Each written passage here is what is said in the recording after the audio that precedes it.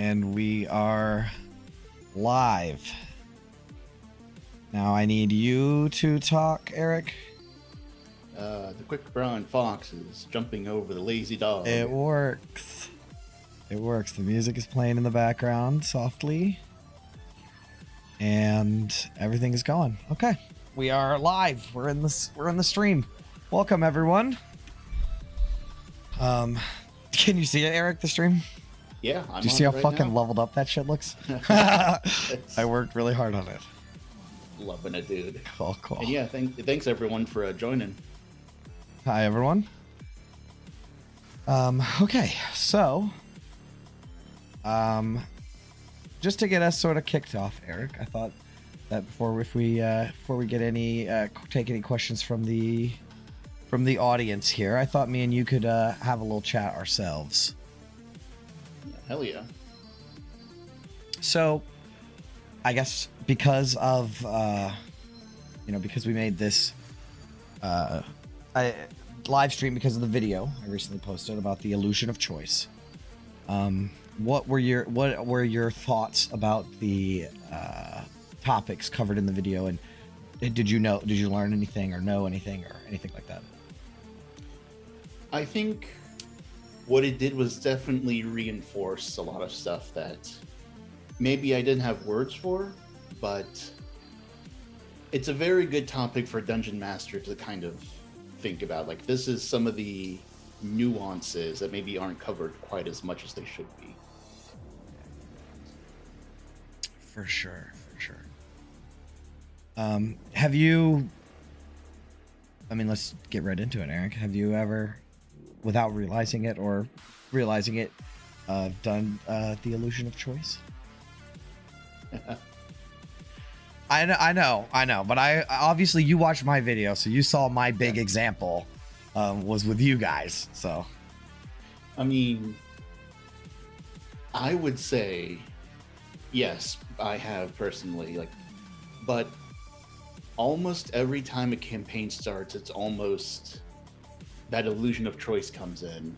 When someone is creating characters for a campaign, they are creating characters that will follow that general story. So they're already putting themselves on that path exactly before it starts.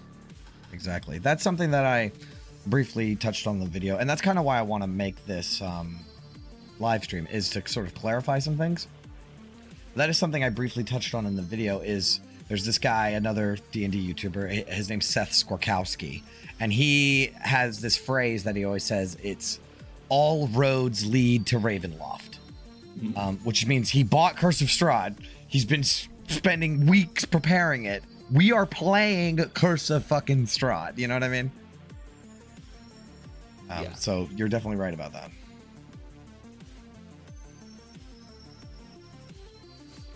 Along with that, there are little bits and pieces, like everyone, like your example of having an object glow, there's always a little thing that you can just dab a little on to get your players over there. Like, there's a spooky, mysterious abandoned mansion with ghosts, or, I hear there's treasure on the roads, you just have to find the chest, that things that make it enticing to actually connect with the story.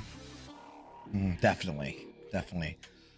And that all kind of goes into the way that you word things and stuff like that too, for sure. And sometimes it works a little too well, and you immediately rush the coffin maker. The coffin maker! Yeah.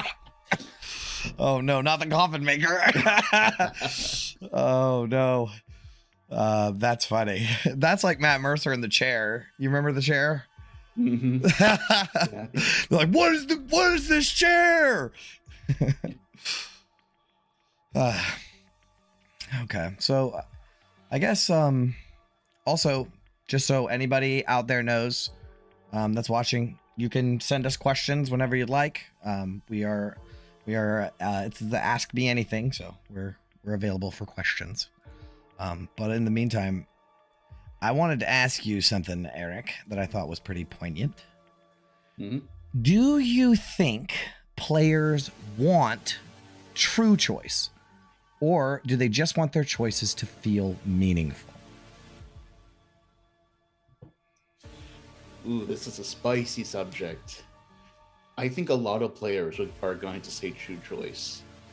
But peeling back the onion, people want to make an impact on the story more than anything. It's maybe not what they think they want, but it's what they truly want. That's what I think too. I think that when I sit down as a player, I'm not. There's two different kinds. There's like three different kinds of D&D gameplay overall, right? There's the railroad, there's the sandbox, and then there's the linear story, right? And I feel like the sandbox and the railroad are diametrically opposed. They're on opposite sides, right? Where the railroad is you don't have any choices, and the sandbox is you have nothing but choices.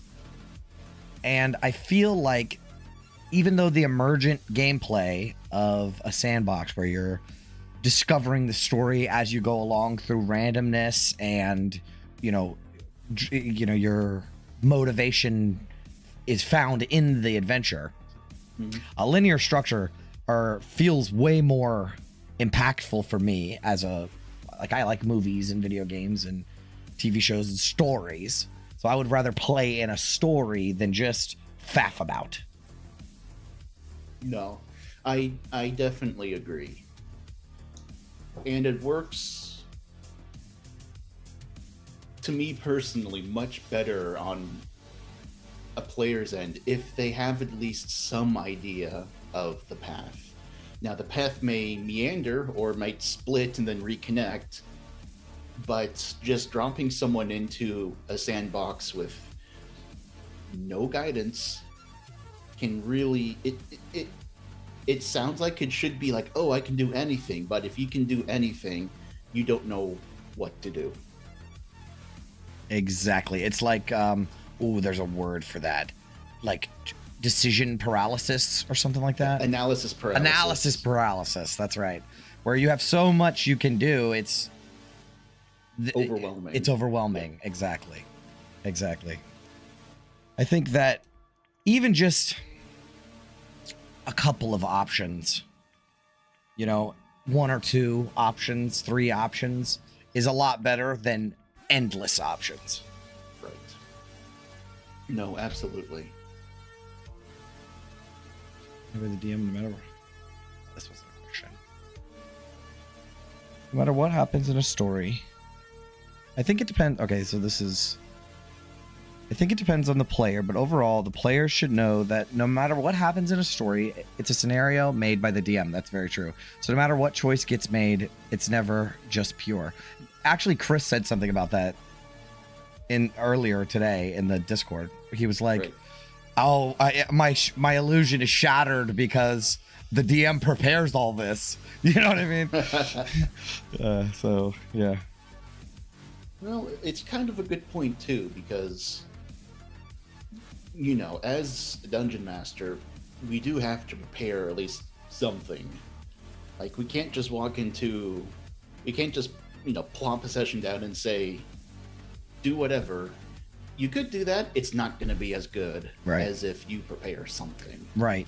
And that's where that sort of illusion of choice really comes in, because you want to present options, right? Because you want your world to feel like real. And I feel like I gave a great description in the video of what agency is, right? So you want your players to feel agency, right? Like their choices matter. Agency is not being given decisions. I think that's so important to reinforce. It's not the fact that there are decisions. It's the way that the players feel about those decisions, right? While they are actively making them. But man, I lost track of what I was going on there. But it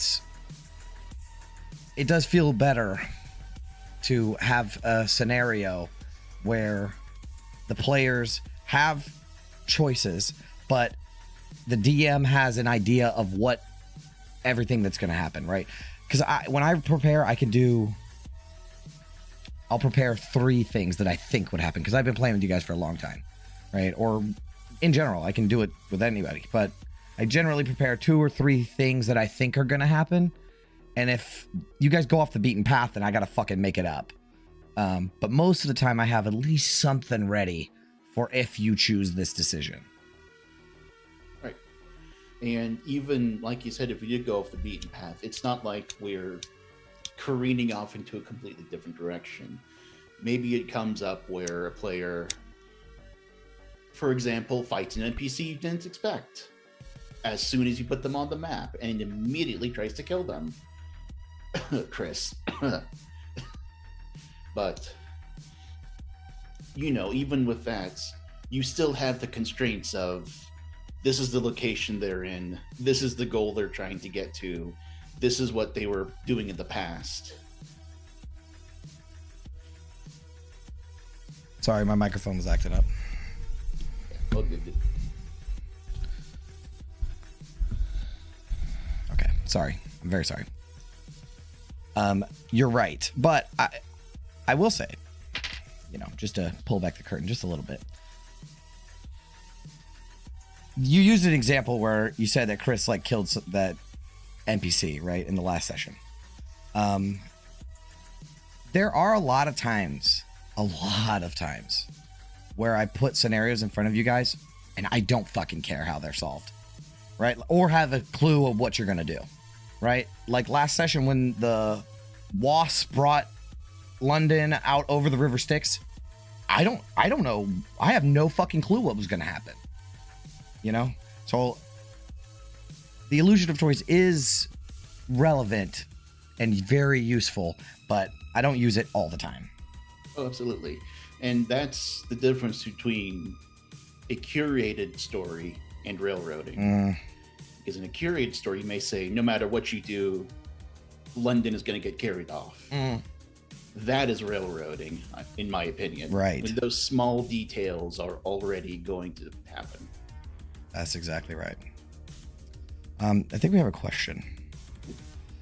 I finished my first locations document. Awesome. How would you go about sharing information with your players in a way that allows them to feel more compelled to explore these places? Okay. So do you have something that you want to input for this, Eric? Well, the first big question is this information that the players would the characters already have as locals? Or is this something they're going to discover in the campaign? I guess that is a question. But I mean, I think let's say both, right? Like let's say both. Answer for both. Honestly, I'm totally fine with the dungeon master saying, okay, your characters from here, they know X, Y, and Z. You know, they're local, they've heard the stories. You don't necessarily need to spoon feed them everything. But using local myths, rumors, you know, spooky, scary stories that, you know, all the townspeople know, that to me has been a very effective way of transmitting information. I agree. And so what if it was to explore? Like giving out details while they're exploring, or to make them want to explore a location? Honestly, just giving those locations some notoriety immediately puts it on a player's map. If somebody tells them about a spot, now they're thinking about that spot.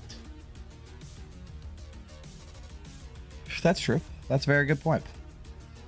I think for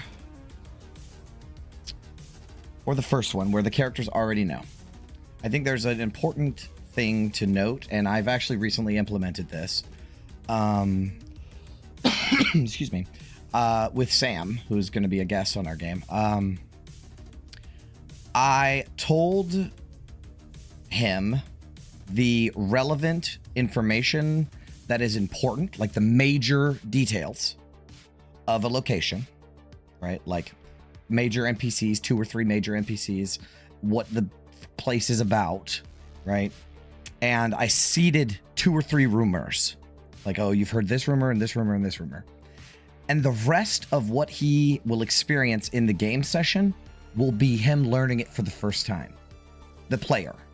But the character will already know all this stuff, right? So an important part when your players already know about the world, or I'm sorry, when your player characters already know about the world, is don't tell the players. Let the players learn, right? Because you have to treat the player and the character differently. The character already knows. So you could say, oh yeah, you would know this. This NPC's name is this, and that's what their deal is. So while they are exploring the location, they're learning more and more, because it is such a bad idea to give all the players all the information all at once, because they won't retain any of it. But if you slowly feed it over the course of a session where they are actively exploring the place, right? Like if we're going to start in the hometown, if you're from Baldur's Gate, like you guys, right? Or whatever. I told them the major details in the session 0 about Baldur's Gate. And while they were in Baldur's Gate, we learned more.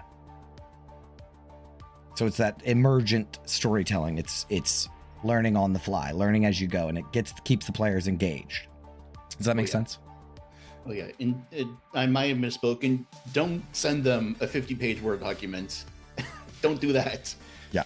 But in the session, you can say, your character knows this, this, and this when it comes up.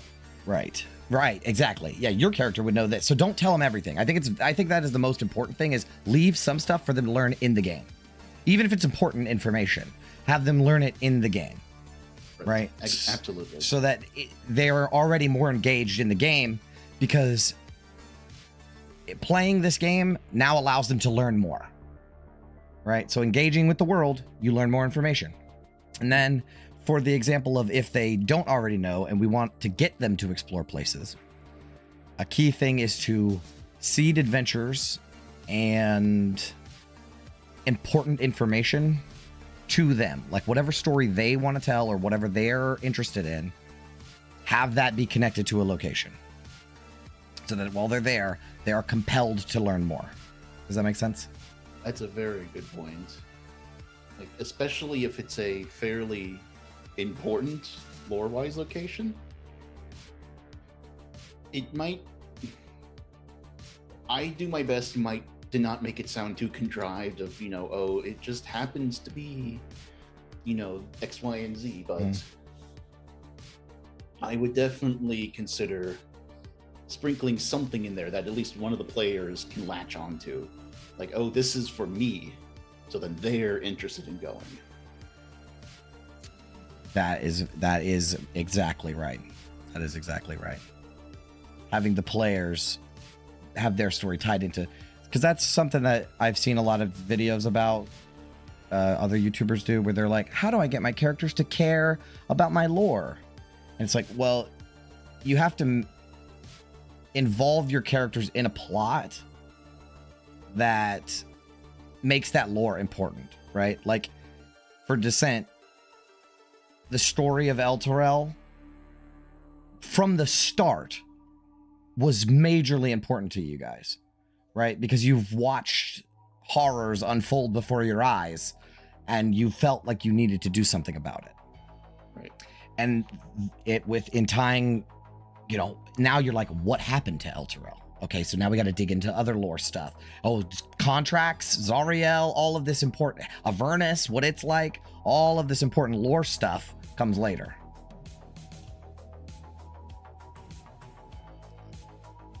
Making the lore integral to the stories that the players want to play is a good way to get them invested. I'm trying to think of the phrase I read somewhere.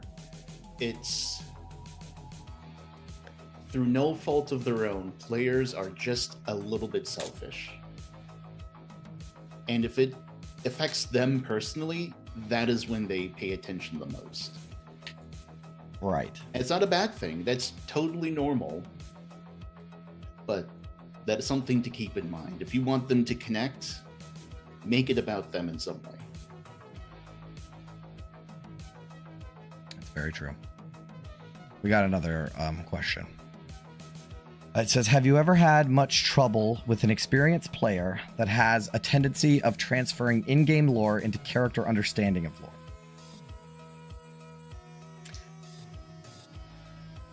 This is something I've done before, and rightfully called me on it. I'm glad you have. It is difficult. Is it me? I'm the problem? No, I was the problem. This was one time. I think we were talking about, like, do devils have feathered wings or something like that? Oh yeah, I remember that. You know, one of those niche things. In my opinion, it's totally okay for dungeon masters to just interject and say, "Hey, your character probably wouldn't know this." You're not doing anything wrong. It's that distinction of in-game versus real life. Yeah, metagaming, right? Yeah, metagaming, basically. As far as trouble goes, the only time it would be troublesome is honestly if they ignore you. And I've never seen that with any of the guys. Nobody on my team. If I say something, y'all are awesome about, like, okay, done. Yeah. Right.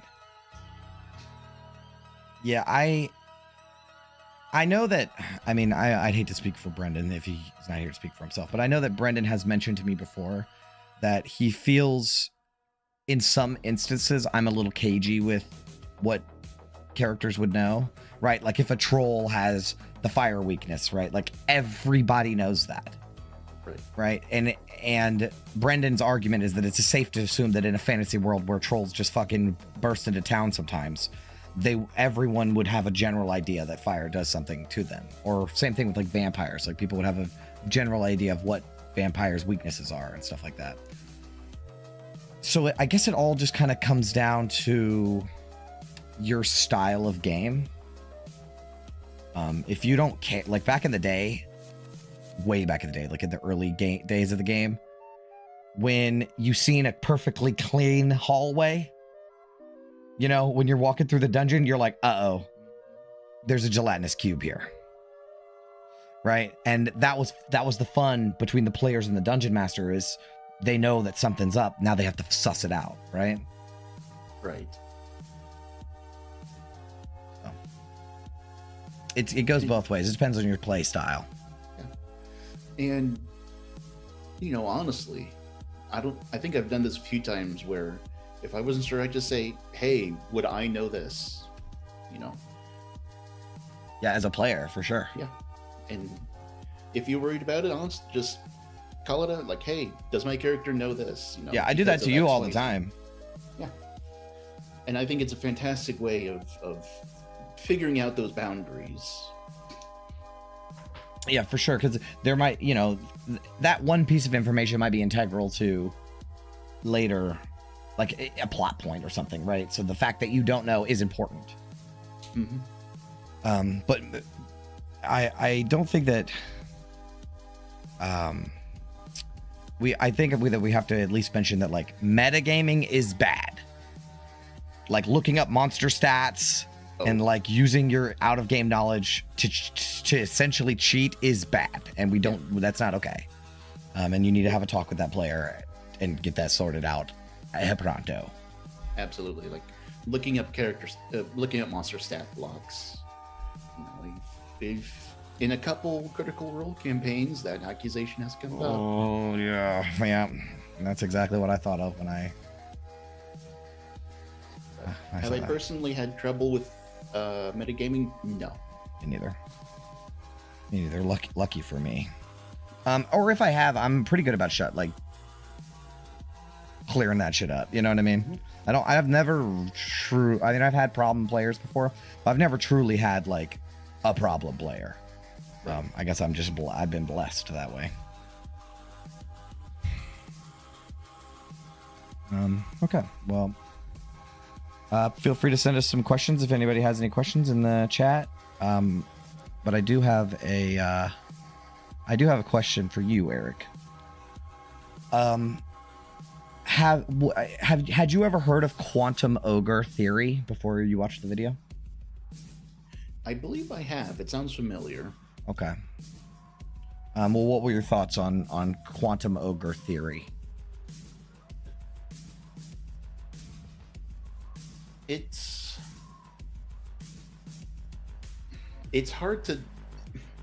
difficult to necessarily just label this thing good or bad. That's true. Broadly. There are times where an event or an encounter is essential. So, no matter if they go to town A or town B, they have to figure out blah, blah, blah. It just has to happen. But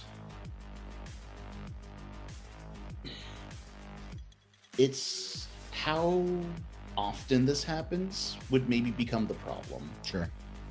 If it happens a few times and it slips into the story pretty well, it doesn't matter because people are having fun. At the end of the day, that's what's most important. But if, no matter what happens, you're always going to be fighting something, you're always going to do, you can stealth perfectly, but oh no, the bandits are already outside the dungeon, even though, it was perfect stealth rolls. Sure. Then it becomes a bit of an issue. You're right. So I'm a bit guilty of that as well. I will say Quantum Ogre theory in general, I don't see a problem with it because the sort of dirty part about the illusion of choice. And by the way, I did a lot of research for this video so that I could like really put together what I wanted to say about it. And what I found was there was nobody making videos about this, right? Like, or they're making videos about quantum ogre theory, but they're like talking about how it's bad, right? Which gets the clicks, but it is a tool. But at the same time, like, the key thing that this hinges on is that the players don't fucking know, right? Like, you just roll some dice behind the screen and shuffle some fucking papers around and, oh, what's in this? And then, boom, ogres, right? As long as the players aren't catching on to what's happening, it's not wrong, right? But if the players feel like their agency is missing from the scenario, then it becomes railroading. And like you were saying, oh, the bandits outside of the hideout or whatever, it just happened to want to line up. I've been guilty of that before, and it borders on railroading.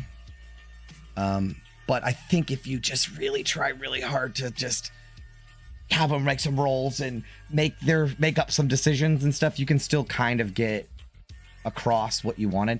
Forcing a combat encounter is always kind of tough because it could be like consequential, so forcing consequences is kind of which this gets back into why I say it's very hard to say whether this is straight good or straight bad, because it is such a useful tool. It is very useful. It is a tool. I've done this before a few times. Yeah, exactly. Like, no matter which way you go, it's like, here's my other thing about it. Let's say I rolled a random encounter, right? Like, let's say you're traveling from point A to point B, and back in the day, they used to do this all the time. Roll for a random encounter. The thing is, if the dice landed on an encounter, right? Then you have to roll another dice and see what the encounter is, and then set up the map, right? And then get your players on the map, roll initiative, do a fight that might not mean anything. Or you can already have an encounter in your head, roll some dice, put the encounter in front of them, and it is the same thing. It's the same thing, except this one was prepared. This one is nicer. It feels more clean and crisp, and like I put effort into it because you did. You know what I mean? Than a random fight. Feels like it means something. And perhaps more importantly, it's a way to move characters in or how to move the story along in a way that quote unquote feels random. For example, when you randomly stumbled across Vasily the first time, being chased by those twig blights or whatever they were. Okay. That was a quote unquote random encounter, but it was used to introduce this NPC that was temporarily part of the party or in their group. Exactly. I think from my perspective, I have learned through running as many fucking games as I've run that nobody truly wants random encounters. I think that every time there is any scene in a game of D&D should mean something. It should have something that the characters can learn or fight or do that means something, right? Right. There's a word for it in like playcraft of, you don't show the character grocery shopping, you just show them with a grocery bag. Like, you don't need to give them the nitty gritty if it doesn't impact the story. Right. So, I mean, even a random encounter can still set tone. Yeah. Right? Like when you guys encountered a wyvern, right? When you're traveling to Candlekeep, right? That is to explain a theme that you probably already know about. The cities are the only places that are safe on the Sword Coast. Everything else is like deadly territory. So you guys were attacked by gnolls and wyverns and all kinds of shit. And all of that was just to show that the world outside is dangerous. Right? When you're in the city, you don't have to worry about those kind of things. But when you're out in the wild, you do. Yeah, exactly. So even that is expressing a theme or trying to telegraph something to the players. We have more questions. Couple. First of all, we have a character named Meta.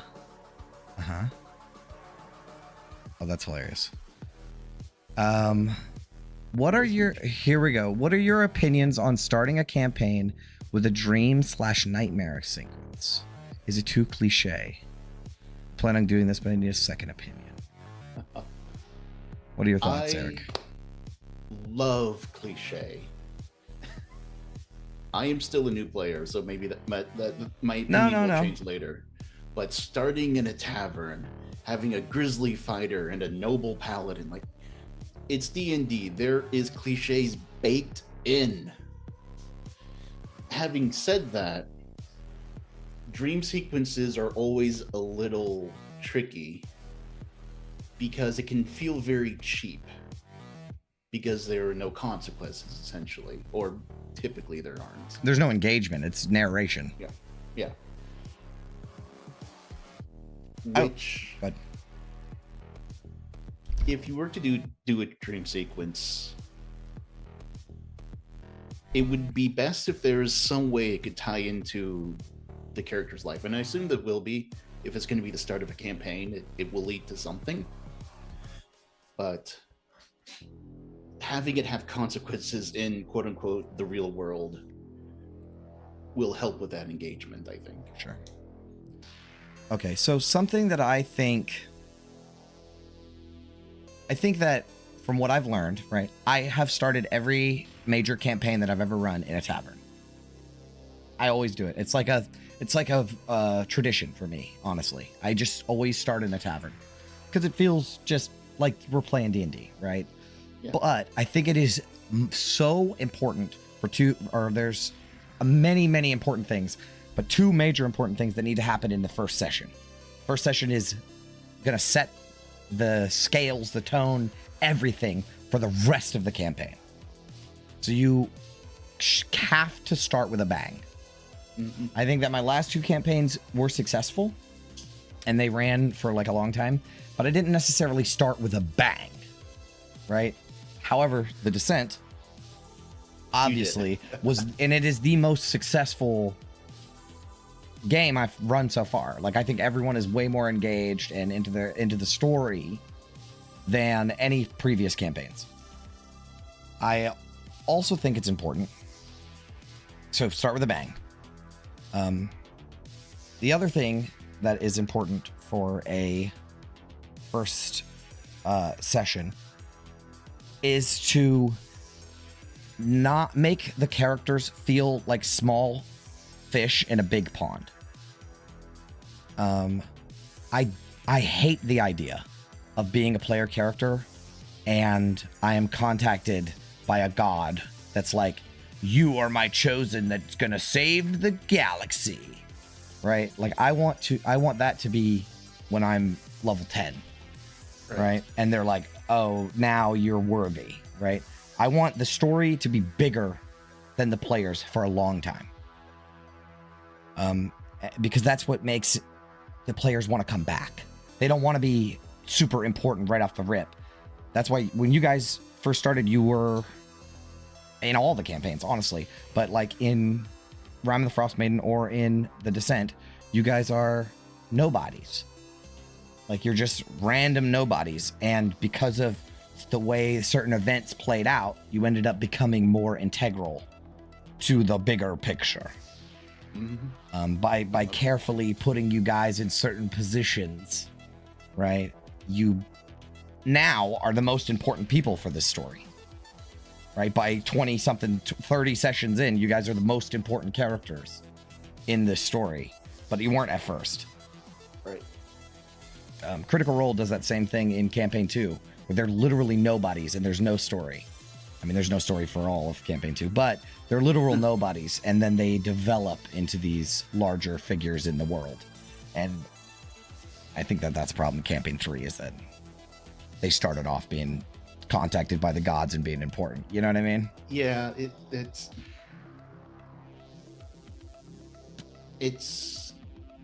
well, what's the word for it? It's unbalanced. Like, like you said, being contacted by the gods and saying, you are my chosen, you are destined to save the world, and then you die because a couple wolves are outside. Yep. And that does not feel like there's much choice, right? Now, if there was a different reason besides being powerful, if you had, divine blood in you or something, maybe. That feels character specific, though. That's very character specific. Right, that's not necessarily like story game specific. But just for session 1, as far as if you're writing your own plot, stuff like that, I highly recommend being a small fish in a big pond. I mean, using Lost Mine of Phandelver, everyone knows that. They are just mercenaries that are escorting a caravan. And then they get embroiled in this big plot. Right, because that certain caravan had a certain guy who had the certain map that they knew nothing about, right? They were a slightly sturdier NPC, basically. Exactly, and that sort of, you learn the plot as you go. You discover it. You become more important than starting off important from the get-go. Yeah, absolutely. Okay, all right. Oh my gosh, we're getting messages now. Okay. Not much to do with it, but rather social aspect. Okay, this doesn't have much to do with D&D, but rather the social aspect of it. What would you do if a player or DM confessed their feelings for you? Oh, no. Oh my God. Oh, no. Eric is not the guy to ask for that. He is. What does that mean? You have Hold anxiety. So do I. Oh. If a player or a DM confess their feelings to you, and when you play, they start talking about marrying your character. Okay. Wow, this is a gear shift. Yeah, okay, I do not know how to dig answer into this question. This is something I dread it would ever come up. Yeah, I know. That's why I said that, because I feel like you would literally die. But the only answer is, this is not a D&D problem. This is a person problem. Yeah. This is when you exit the roleplay and tell the person, hey, no, this is not going to happen. If you're the DM, say, if you continue to push this, you are out of the game. And if you're not the DM, you go to the DM and say, this is a problem. If this continues, I am no longer playing the game. You have to set boundaries. This is no longer becoming fun. And that is a problem. Yeah, that is a wild ass thing. Yeah. If this is happening to you or somebody you know, I am so sorry. I would write on RPGs horror stories, and maybe you'll it'll get read by Crit Crab or one of those guys that does that. That sounds horrifying. Yeah, Luke Goblin. Yeah. the Den of the Drake. Yeah, I think this is not a. We're not therapists. We're dungeon masters. No, you're gonna have to figure that out for yourself. But it is important to talk about, because occasionally it does happen where For sure. real life just conflicts. Mm-hmm. And it's totally fine to say there is a point where this comes out of the game and this is a couple of adults. Yeah, do not bring your not D&D thing into the D&D Yeah. game. Yeah. That's just bad. Just bad. Boy. My best friend did it to me out of nowhere. Oh, Ooh. God, no. He's writing more stuff? Oh, Jesus. Yeah. Here they. Since my best friend did it to me out of nowhere. Oh, my God. Yeah. I mean, you want some advice, buddy? I would definitely try to handle this outside of the game, because if it gets brought into the game, it's going to ruin the game for everybody. Yeah. It's going to be hard. It's going to be awkward, but just plain language. I do not like this. This is going to stop, or this game ends, or I'm no longer part of the game. We can't keep There going. are hundreds of fantastic groups out there. Groups that you will be respected in, and they will listen to you and won't push your boundaries. So if you need to find a new group, there's a fantastic Reddit subreddit where I found Jay looking for groups. Find one that respects you. Yeah, LFG, or there's also a new thing that a couple of years ago wasn't even really a thing. It's called startplaying.com. Mm-hmm. You can always find that is where I would highly recommend people go nowadays, because it's professional. So yeah, start playing. I also have a Discord server. You can join my Discord server. We have a looking for group channel, so feel free. Did we gloss over a question? I think we did. Go back. Oh, this is about the dream nightmare sequence. Sharing together. Yeah, see, that's kind of what I was saying. He said that the nightmare that they were sharing together would be like an incredibly evil or powerful foe. And like I was trying to say, I think it might be smarter to play them as little fish in a big pond. Like, make the story feel bigger than them. Make the evil guy don't even give a shit about these people, right? And then slowly he starts to give a shit. Yeah, and you can, if I were to try to do it this way, have it be as impersonal as possible.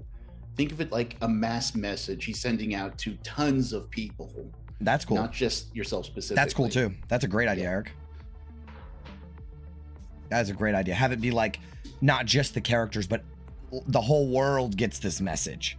Yeah. You know, that's a mystery. Now we got to solve, it'll get them to go. But I think the most important thing is you can go back to my Kick the Kitten video, but like I might make another video about like how to motivate your players, because Kick the Kitten's kind of specific. But you got to get the players emotionally invested in everything, just everything that happens in the game, and I think the 90% of everything that I do when I'm prepping and like writing an adventure is trying to get you guys to give a shit. Yes. Because if you don't give, like, I literally will be laying on my bed and I'm thinking in my head and I'm like, why do they give a shit? And that's the most important question that needs to be answered.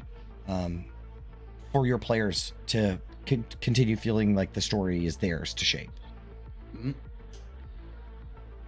No, absolutely. Okay. Yeah, back. Oh, it's the IRL group. Mm. Yeah, man, that sucks so bad, buddy. Just try not to, like I said, try to keep it where... Weird happened on my end. Try to keep it where out of the game. You want it to stay out of the game. Yeah. Don't let them try to marry your character. Yeah, and my advice, do it through text or Discord or something, so you have a paper trail. That's true too. This is what I said, this is when I said it. Hopefully it doesn't get that bad, but right, if you're friends, it should, maybe, I don't know. This is a wild ass question. It's messy. It's messy, yeah. I'm not going to make excuses for them, but I do know people in real life, they can get overly attached or overly excited, and maybe to them, it makes sense to them, oh, my characters, our characters love each other on first sight, they're just really excited about the story. If it's not that, You just got to set boundaries. Right. Boundaries is very important. That's a session 0 thing, to be honest. Like that's. Oh yeah, cloaks and veils and boundaries. I would be interested. I know we don't want to talk about this too much, but I would be interested. Have you guys had a session 0 where you talked about, are there any boundaries? Did you say, no romantic stuff, no, none of that? Yeah, that's a good question. I hope that all my hot NPCs that London keeps flirting with, I hope Chris doesn't get the wrong idea. Okay. All right. Well, until we get another question, I wanted to just do a little bit of an expansion. So this might be just a little bit of chatter on my end, but in my illusion of choice video, I cut out a couple of things that I didn't think were sort of, he answered. Okay, character, NPC, romance. Oh, they're changing the subject. Okay. Yeah, no problem. Yeah. No, definitely. What if you have a D&D player who can get a 59 on a persuasion check? Oh, Jesus. So what do I do? Like, how do I handle that? That's tough. Well, they're level 20 too. Well, at level 20, I mean, level 20 characters are about as close to godlyhood as far as maybe the question can be, at a certain point, does a number matter? Does it matter if it's a 25 or a 59? Is there really a difference in those higher numbers? No. That's what I'm saying. So, like, I don't think that there is much of a difference between a natural 20 or a 27 and a 59. That's the same. Yeah. Right? I think that the main problem is, or what I would do, right, is you're level 20. So it's already a different kind of D&D game than normal. This is not, they can teleport everywhere. They can go to different planes of existence. They're fighting gods. You know what I mean? Like, this isn't just a normal game. Earth-shattering consequences for their actions, right? Yeah. I think that I would just, instead of having that character roll a persuasion check for anything, ever, I would just have the world react to them differently. Because this number signifies something about their character, right? It signifies that their character is hot or really good at talking, so I would treat that character with all the NPCs' reactions to that character as though they are influenced by them or think that they're hot or whatever, you know what I'm saying? Yeah. So that they don't ever need to roll a persuasion check, because you shouldn't put them in situations at that point where they need to roll persuasion checks for things. Right? Like, what do they need to barter with the fucking... They're gods. Like, No, I see what you mean. I mean, I can see that point of view. I also know that players really like rolling dice. And you should always shoot your monks. And if a player has good perception or good persuasion, they do need to show off a little bit. It's because that's how they built the character. They want to roll. For sure. I assume they want to roll crazy numbers. For sure. When it comes to charisma, it's a little bit harder because a lot of people think that if you roll a nat 20, you get whatever you want. And that's not how I run my games. Like in our session G, I said, a natural 20 doesn't mean auto success. It means the best possible outcome. True.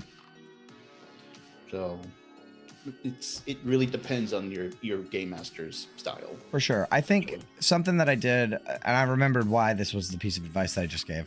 When I played Tomb of Annihilation, Will's character had the alert feat and some other observant feat, right? And he had like all of these feats to make his passive and active perception through the fucking roof. So I gave him details about the world like a Sherlock Holmes, right? Where I would let him see things that normally you wouldn't, like little details that normally you wouldn't, right? And he could also just automatically find secret doors and just little things like that could almost be insightful, right? Like, oh, this character has soot on their hands, right? Like that's a meaningless detail unless you're investigating, or you know what I mean?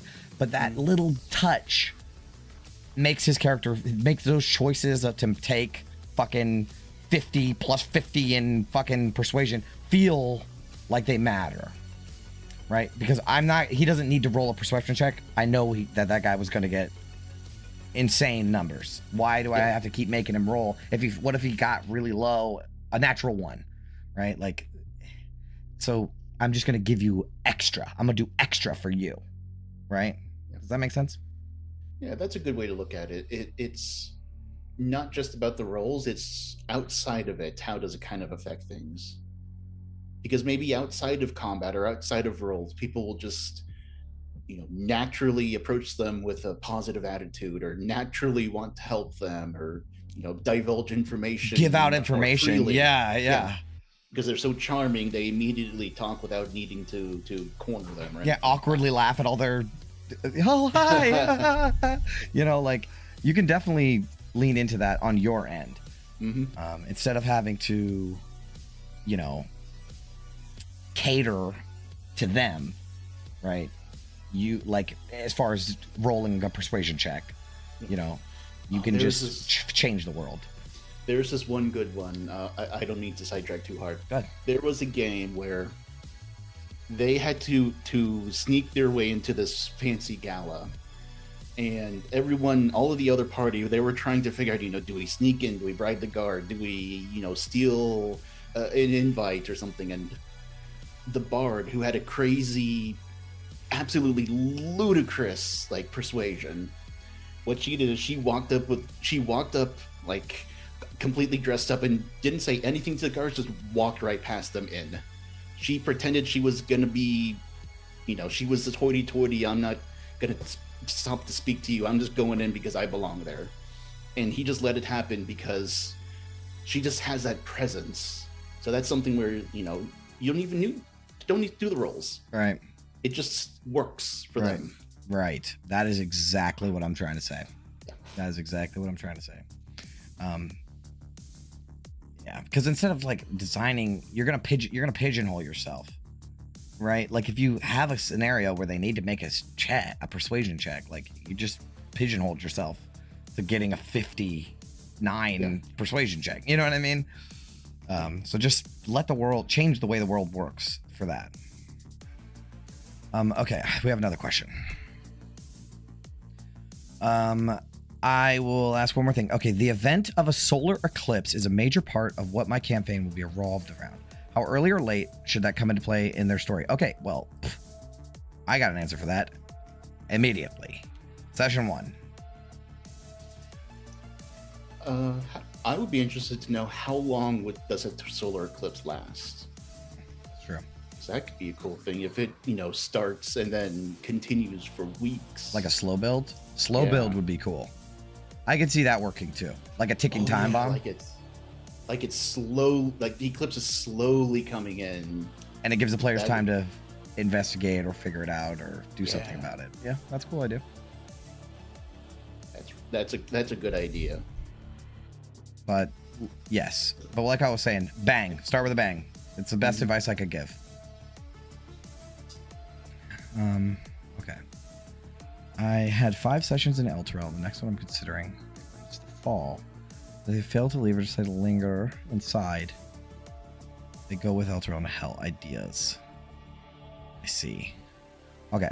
So I'm not going to go into too many details about like the specifics of descending and stuff like that, because I do have one of my players in the game with me, but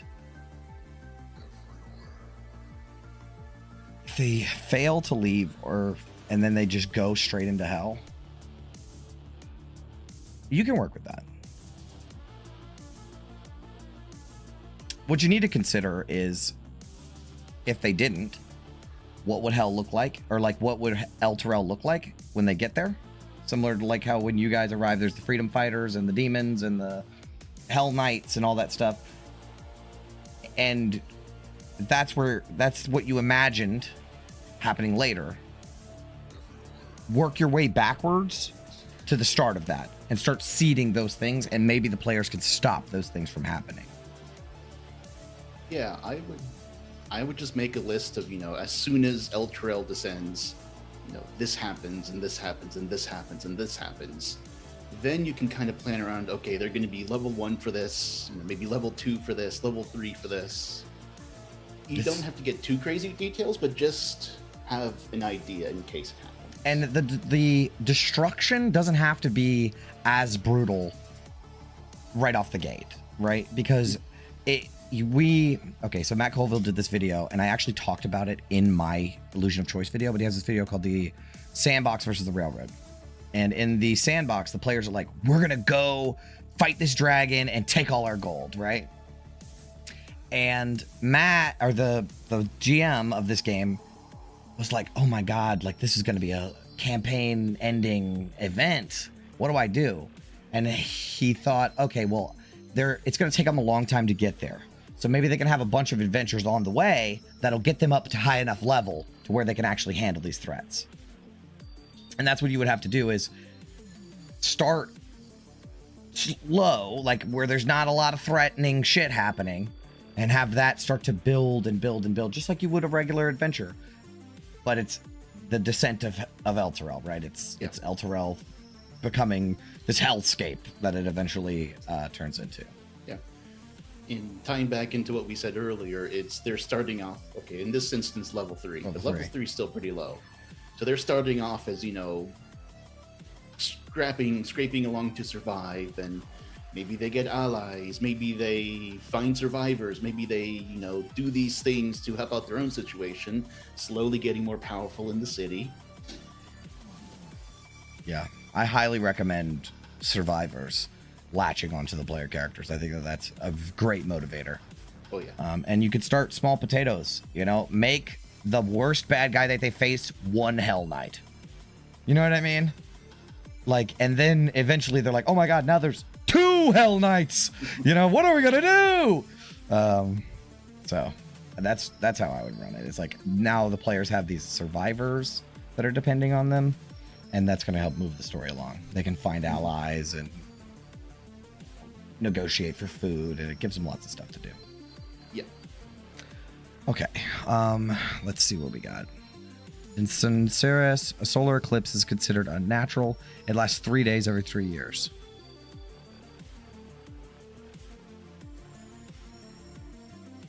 So one thing to think about, if this solar eclipse is going to be pretty unique, is deviate from the norm and make the world react to it. Because on that 4th day, if that solar eclipse is still there, everyone is going to start talking about it. That's a good point. Yeah, I think because this eclipse happens all the time, I mean, every 3 years is pretty often. Yeah. The people are prepared for it. Like, we know it's coming. We're prepared. We have everything in order, for this. Our crops are good. Whatever. They've prepared. The whole world is prepared for this, or wherever it's going to take effect. I think the important thing to do is sort of like what you said, where it's like, disrupt that. Yes. Make that be different. But making the divine spells and communication more difficult is iffy to me. Because I don't think limiting player options is always the best move. Like if you have a cleric and a paladin, 2 clerics and a paladin, a quarter or a half of your party is useless. Yeah, this is something I'm doing in my game, where in Barovia certain spells may react differently. What you don't want to do is you don't necessarily want to start taking away power from the players. At least not without explicitly telling them before they even start, hey, this is going to be different. This is removed. Oh, sure. Yeah, like a session 0 kind of thing. Yeah, now, yeah. What you could do is, and what I'm probably going to do for mine is reflavor some of these where maybe there's an additional check, maybe there is some little consequence, but for the most part, it's just show them that it's not working as expected, but it still goes through. You know, it takes more power, it takes longer to do something. Yeah, I think that's a really good point, is like if they know beforehand and still decide to make a character like that, then they want the challenge, right? And you have to sort of work out a system to help facilitate that.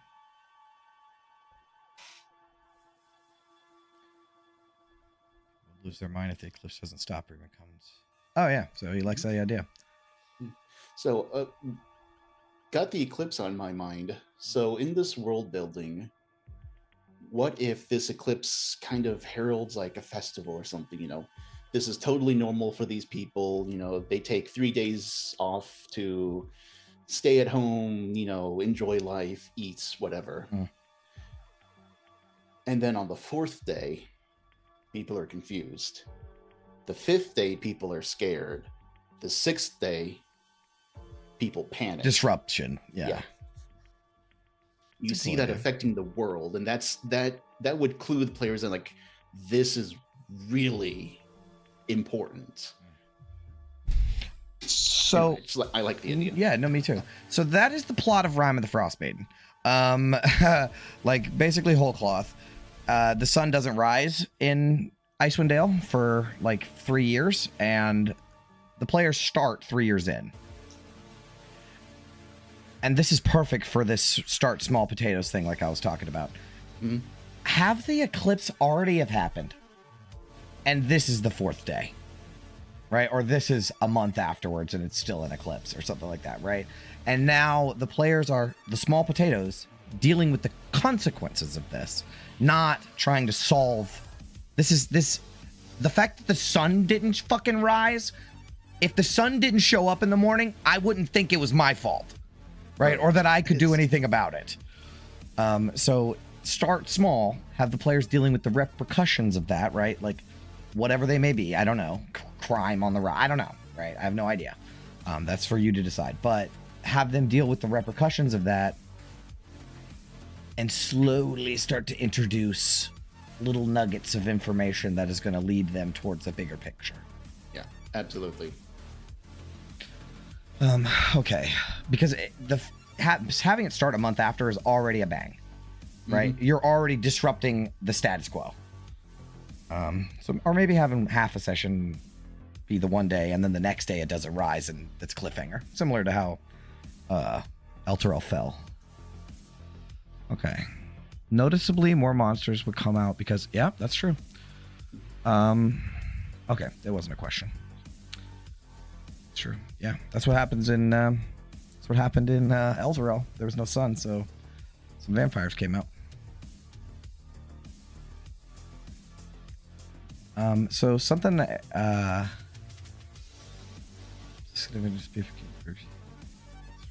God that no longer in the pantheon. Oh, they're having a field day.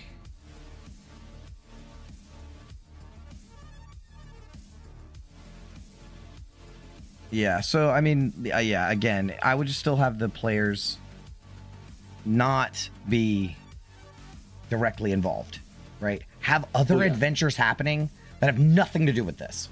Or like you said, more monsters coming out or something, right? Like, it's an indirect consequence. Like in Rime of the Frostmaiden, you're meant to, like, go through and help the people of the Ten Towns, and somebody got attacked by goblins or something, because goblins are traveling further south because it's winter and they're running out of food, right? Mm-hmm. And stuff like that. So they're have indirect consequences of stuff that they're dealing with, and then eventually keep feeding it. Like, they see the cult walk through the street and then don't fucking mention it again, right? And then move on to something else, another little adventure. So have that be sort of the setting, and establish the setting of the world is in chaos because the sun didn't rise. And then you can just slowly feed in whatever little bits, nuggets of evil cult or whatever throughout. Oh yeah, and this might be a small thing, but I would include that there are more adventuring parties than just players. Like anyone who can pick up a sword is getting hired by, the king, hired by rich merchants, hired by farmhands. So you can have word of, little skirmishes or things happening to other groups out there that might be able to clue them like into a mystery or a on. rumor. Yeah, that's cool, Eric. You're good at this, Eric. Thank you. That's your specialty. So yeah, that's good. Like for example, in Rime of the Frost Maiden, the main driving force to get them to stop the Frost Maiden, right? Is like the Frost Maiden blocked out the sun in Icewind Dale. The key thing about that is that the party are the only adventurers in Icewind Dale. Like there are people, they're rugged people, but they're just trying to survive, right? And the players get hired by a patron to go around and help people. Right? That's all they have to do is just go to town and help people. And while they are doing that, they have a slightly bigger quest where there's like a murderer that's going from town to town killing people. So they're chasing this murderer from town to town. And every time they get to a new town, there's a new problem they have to solve. So there's an adventure, and there's an adventure, and there's an adventure. And there's 3 levels worth of adventures before they even get to the murderer. And when they get to the murderer, he's a cultist of Auril, right? And he loves the Frost Maiden. He loves what she did. And he seeds some kind of plot for later, right? And the big major thing that happens is there are Duergar to the north in the mountains that, like dude mentioned earlier, how vampires can come out now because there's no sun. There's no sun, and the Duergar they have sunlight sensitivity, so they can't come out. But they've been reaching the surface, and they're gonna take over 10 towns. So they build this big ass fucking dragon and destroy 10 towns for the most part before the players kill it. Yeah. And now the 10 towns is destroyed and it's eternal winter. So they are royally fucked. The towns are royally fucked. And the players have spent session upon session upon session helping these people. And now everything is ruined and they're all going to die unless the players do something. And that's how you get them involved with Auril, right? Now they're like, we have to find Auril and stop this. Mm-hmm. No, absolutely. So it's a slow burn. It's a slow build, right? And all of these disconnected things led the players to the decision to finally go confront Auril. Yep. It's laying the groundwork right early in the game. Yes. But an issue that I see is exactly the issue that you brought up, but maybe it's not an issue. But why the players, right? Because if there is adventurers all over the world, why are the players the one that are specifically, you'd have to put them in very niche situations similar to the Descent, right, where they have to be the ones to do it. Yeah, and it might just be they were the ones sent on the right path that led them into this web of whatever is going on. Right. The one thing that I in my mind is an issue of, if the world goes into chaos, well, there's not going to be just 4 people doing shit. Definitely. I agree. It's a balancing act. Yes. It really is. Yeah, that one's tricky to do. That's why Rime of the Frost Maiden works so well, is because they're the only ones in town. Right? Everyone else is a fucking farmer or a fisherman. Yeah, but that makes sense. It's this isolated, Yeah, definitely. I generally avoid world spanning adventures. I want to run one though. I might do one my next one. Because I know Storm King's Thunder is you span all of the Sword Coast for the most part. You travel the whole thing from fucking Baldur's Gate or to fucking Icewind Dale, all up and down the coast dealing with giant stuff. Yeah. So that might be something that I'd give a try. Yeah, that is a skill set that needs to be trained. Because I am struggling to deal with Barovia, which is 3 towns and a castle. For sure. And Brendan did it, Bo. Brendan had them teleporting all over the place and shit. I was like, damn, Brendan, Brendan knows what's up, dude. Oh shit, Gio's in the chat. Gio. The cult leader's doing a terrible job. Oh, is this? Oh, this is advice for the skeptic. Okay, I've been thinking about. Okay, this is from Geo. I've been thinking about taking up DMing soon. Do it. Probably starting off running a short adventure for people I know. Okay, I didn't get an invite. What are some things that you wished you understood as a beginner? Wow, that was one of the questions I wrote for today. So Eric, what? Here, I have a like specifically worded version of it. Oh, where is it? What is the best piece of DM advice you wish you had known when you started? That's what I wrote. So it's a riff off of his question. I am thinking how to word this. Don't try to outsmart your players. They will do something you never planned for, and you will be scrambling to figure out what to do. They will not follow your story. I should rephrase that. They will not follow the path you try to create. If you try and run it like a story, and that's the fun of it. I agree. That is half the fun. Yeah. I would say what I wish to understood as a beginner is how to effectively plan out the paths.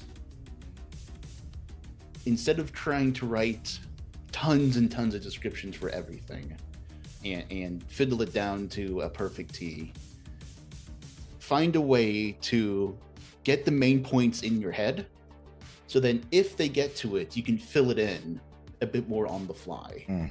That'll make things so much easier. That's very good. That's very poignant advice.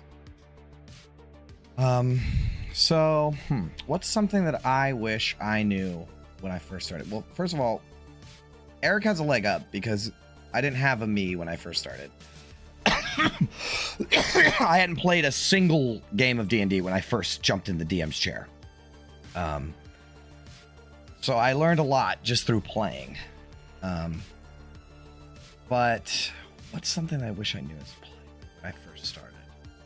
Or a lesson that I've learned?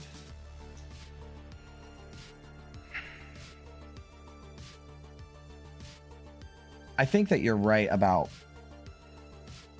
you don't always need to know.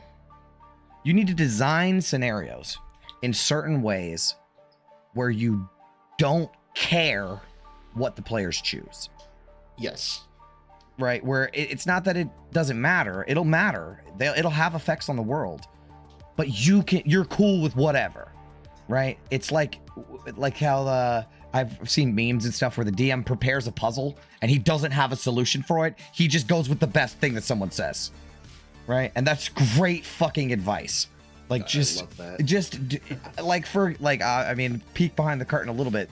I didn't give a single flying fuck what you did with Father. Right? Like, I didn't care. I just this is the dude. This is what he's about. Do what you will. And you guys did.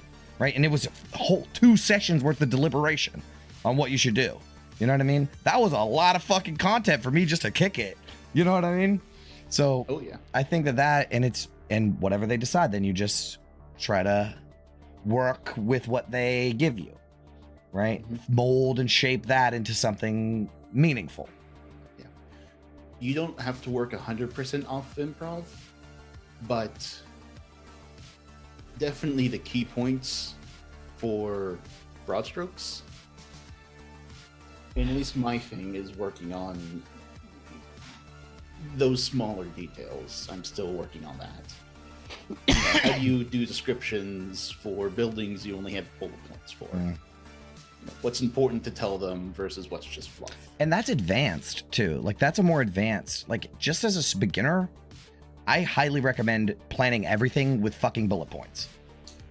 You know, like, just have everything be a bullet point where you can just a sentence or two, right? That you can lean on that as your structure, right? A bare bones skeleton, and let the players tell the story. Exactly. That's very good advice.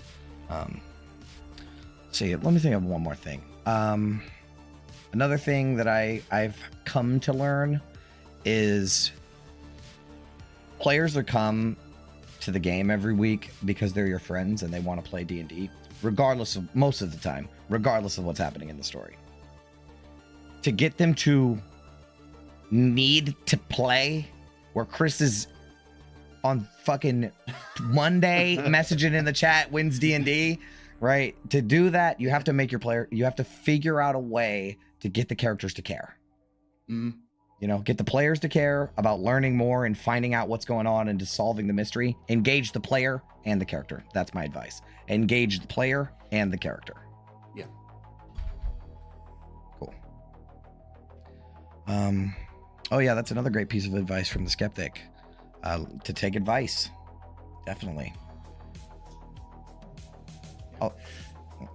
I have one. This is going to be my last one. Okay. And I think Gio's pretty good, going to be pretty good with this, but don't be afraid to not know an answer as the DM. And if you want to pause and look a ruling up, great. If you just want to say, I think it should be this now, I'll look it up later, do that too. But it's okay if you don't know a ruling or you can't answer something. Like, your players are not going to hate you if you have to stop and look up a monster. No, it doesn't break immersion either. You know, like for me, you know, if you're like, oh, there's an answer to this question, because there is, I just don't know it right now. How about I get with you guys next week or message you in the chat about it or whatever. Yeah. That doesn't break my immersion. My character learned that information. I just don't have it right now. You know what I mean? Yeah, exactly.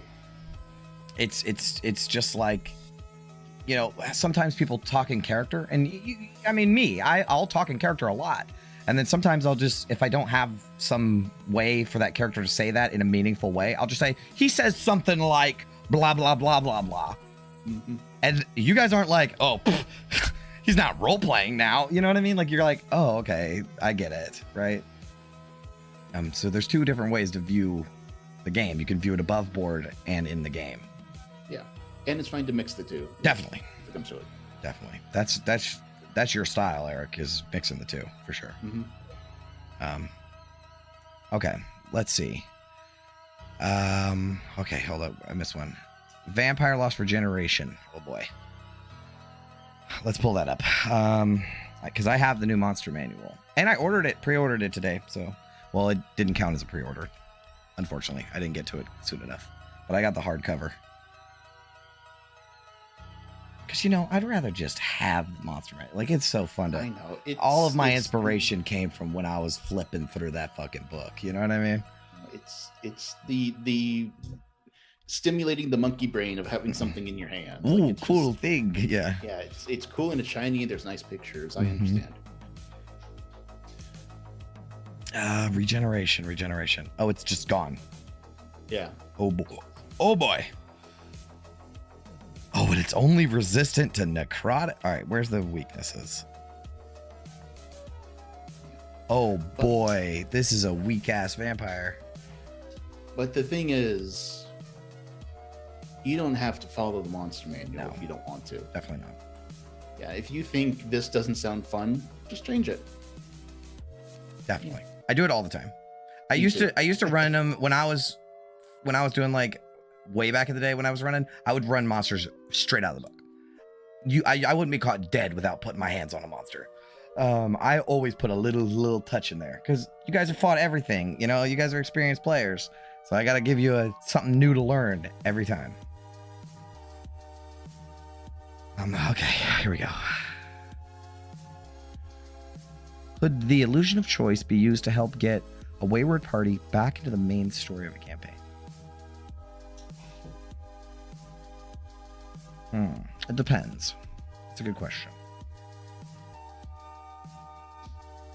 What I would ask myself is, how did they get off track in the first place? Because that might tell you maybe they missed key details and they're searching for a path that to them makes sense, or maybe they're just not interested in the story. I mean, it's kind of a dick move to try and do your own thing without telling Dungeon Master, but it happens. The thing is, players, they're kind of like hound dogs, right? Like, they're going to go wherever they think the scent is. right? Because it's like we were talking about, like the illusion. Oops, I dropped my Red Bull can. It's like talking about the illusion of choice, right? Or God, my Red Bull can fucked me up. It's like talking. What was I saying? I lost it, bro. Going off of Wayward. Bringing them back to the main story of the campaign. Right. Oh, they don't. There's like bloodhounds. Yes. So they don't just. They go where they want to go. So like we were talking about illuminating in video games, you're like, this is something can be interacted with. Obviously, you put the emphasis on something that wasn't what you were intending, but that doesn't matter. The players are doing what they want to do, right? And that's it. That's the important part, right?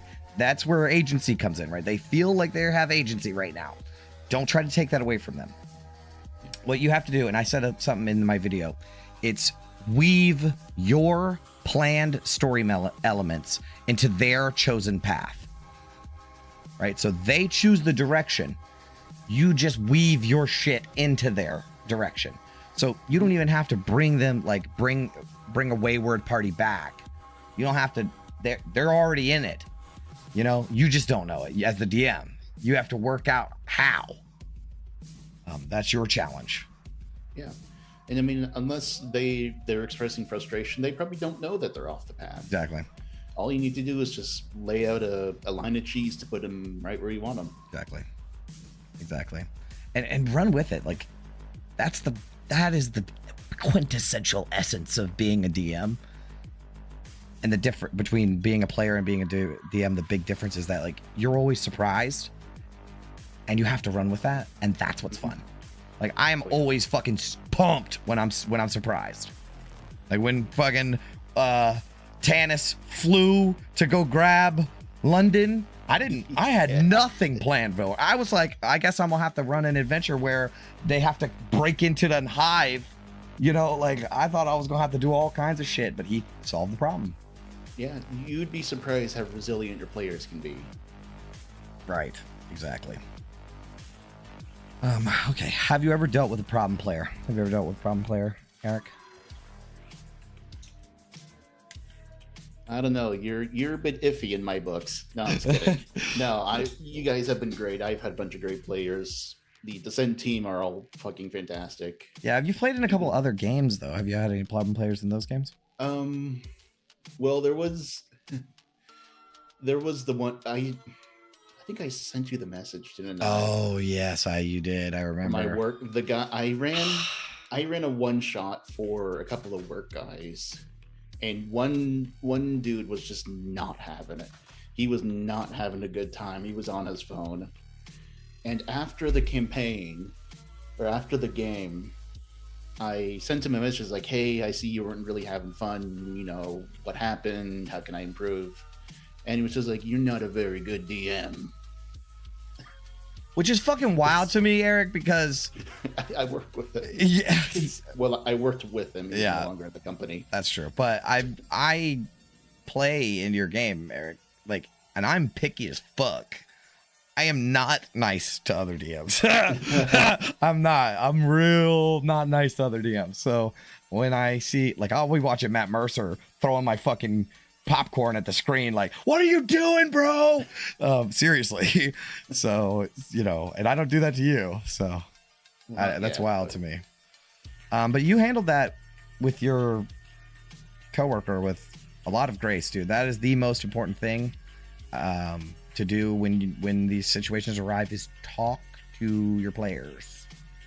Talk to them. I message you guys once every couple months, just out of the blue, like, hey, what do you think about the game? You know, how are you doing? You cool? Most of the time everybody's like, yeah, I'm having a fucking blast. But I just check in just to be sure. Yeah, that's a great tip, is don't be afraid to just check in. Say, hey, how are things going? All right. I always do. And like every RPG horror story ever, the solution is talk to your players, right? Or communicate, right? Like be open about communicating. This is a sort of weirdish kind of thing where we're kind of building something together. It's like a collaborative project. You know, it's different than gaming with your bros, right? It's a collaborative thing. We're all working together creatively. So keeping an open line of communication is so important always. Mm-hmm. But yeah, I've had a problem player before, but he wasn't like a bad kind of problem player. He just had he played when I played with Chris. I have recordings of this. My first recorded Waterdeep Dragon Heist. I had a player who kind of didn't understand when a scene was over. Mm-hmm. And he was like a little bit of a spotlight hog, and I would try to, take the spotlight off of him. I was also a little less experienced, but I would try to take the spotlight off of him, and he would always try to drag it back to him, or he would leave the party. And he wasn't a problem player, but like he was obviously didn't understand certain aspects of the game, like the collaborative aspect of the game. Yeah, and sometimes that can just be, somebody's play style just doesn't mesh with the party, and it comes out as a problem player, quote unquote, but not everyone plays together well. That's true. They can be great friends. They can play in other games perfectly well, but together they just might not mesh. So like you said, communication. Communication is so important. That solves that problem. You know what I mean? I also, one time at Charleston Nerd Fest, I ran games for 9 straight hours, right? And on my last game, I do 2 3-hour sessions of D&D. And then for my last game, I would do like a honey heist or something, where it's like a 1 page. I make it all up on the fly. It's not a lot of stakes in it. And they always win, right? But it's at a bar, right? Or a brewery, this big ass, huge brewery. And I had the drunkest people. I mean, fucking slammed, and none of them but like 1 or 2 guys had played any RPG before, and I was trying to get them to pretend to be bears that are heisting honey, and it was a fucking travesty. It was horrible, but I still had a lot of fun with it because, first of all, I was never going to see these people again, and second of all, I just went with it like fuck them, like they were trying to do all kinds of chaotic and problematic things that classic, classic yeah. I kill the shop merchant kind of stuff, and I just ran with it. Fuck it. Okay, let's see what we got. Let's see. Reflavoring stuff. Do you have a favorite thing to reflavor? Yeah, I really like Greek yogurt. I like to put food in. That's it. Yeah, go ahead. I mean, this is like the most basic B-word stuff ever, is having spell effects match a character's personality. And like, a divine smite is not always going to be white and holy. Like for my character Ophelia, it's this really dark energy because she's kind of in this really dark place. And she's not this holy paladin of light. She's, this really struggling individual, so that kind of comes out in her spells. Very relevant. I make everybody do that. From the beginning. I always ask, oh, you cast Firebolt, what does it look like? Yeah, I'm gonna do that on this bachelor party. Oh my god, Eric, the bachelor party is on Sunday, bro. I can't fucking wait. I'm so pumped. I bought a dragon miniature. It's awesome. It's huge and dope. But anyways, I always make players reflavor stuff. This isn't reflavoring, but I add a lot of description to combat. I've seen a crap load of movies before, and the action sequences are always fucking gnarly and awesome. So even the littlest thing, like a monster swings his sword or whatever, like I'll describe in this incredible way to make this like really cool detailed scene, and I'll throw in like dialogue that the character says or little one-liners or something to make it like the combat feel more grounded and real than just rolling dice. But reflavoring, I reflavor monsters all the time. You guys have no idea how often you guys fight stuff that is not what you were fighting. Like all the time. I'll just whole cloth rip off a character sheet and change the worded descriptions and the saving throw from like a con to a dex, and now it's a whole different creature. Yeah. You guys fought like a edited version of a gibbering mouther last session. Hmm? You know what I mean? Like, I just reflavored an entire gibbering mouther to be something, a petitioner, you know? Yeah, have I done that yet? Oh yeah, the smoke demon I did that for. Yes, you did. I remember that. I would say that's one of the more common things is tweaking monsters. I can't think of any other reflavoring really, because you know I try not to mess with the actual, what's the word, like nitty gritty of a spell. Like if it does lightning damage, I don't change it to thunder damage because you know all that stuff cascades down, it can. So I don't like messing with like the core mechanics too much. For sure. Yeah, I think just character abilities is something that we do as players and as a group often. You know, killing blows too, like having when you get the killing blow, like you have a little bit of leeway with, you know, how do you want to do this. Oh yeah, I think we have a lot of leeway with just, as long as it doesn't affect the core mechanics. Like for example, Bishop, Bishop does all kinds of crazy shit that he doesn't actually do mechanically. You know, like when he was fighting with that undead bartender guy and he was like, I'm gonna get the bottle and I smash him on the head. Like, I didn't roll for any of those things, right? I only roll, like, it only counted as an attack when I actually did damage and rolled the dice. But otherwise I was just flavoring it as this fun, because combat's fun for me. I think combat's my favorite pillar. Oh yeah. Okay, let's see what we got. It's a baker and reflavored good berries, baked goods. Yeah, that's perfectly normal. Yeah, that's very acceptable. Yeah, very, very much acceptable. Oh, there's a nasty one. I just remembered it. I don't remember if this was your one shot or not, but I had a cleric who was modeled off of like a tribal voodoo aesthetic. Okay. So all of her healing spells were like worms and grubs, and like she put leeches on you. Cool. Yeah, that's so. Yeah. So it's all like it's really disgusting stuff, but it still healed you. Yeah. And nobody wanted healing from that. That's great. That is great characterization for sure. Yeah, I think that for player characters especially, you want to be unique, and everyone has all this. Everyone has detect magic.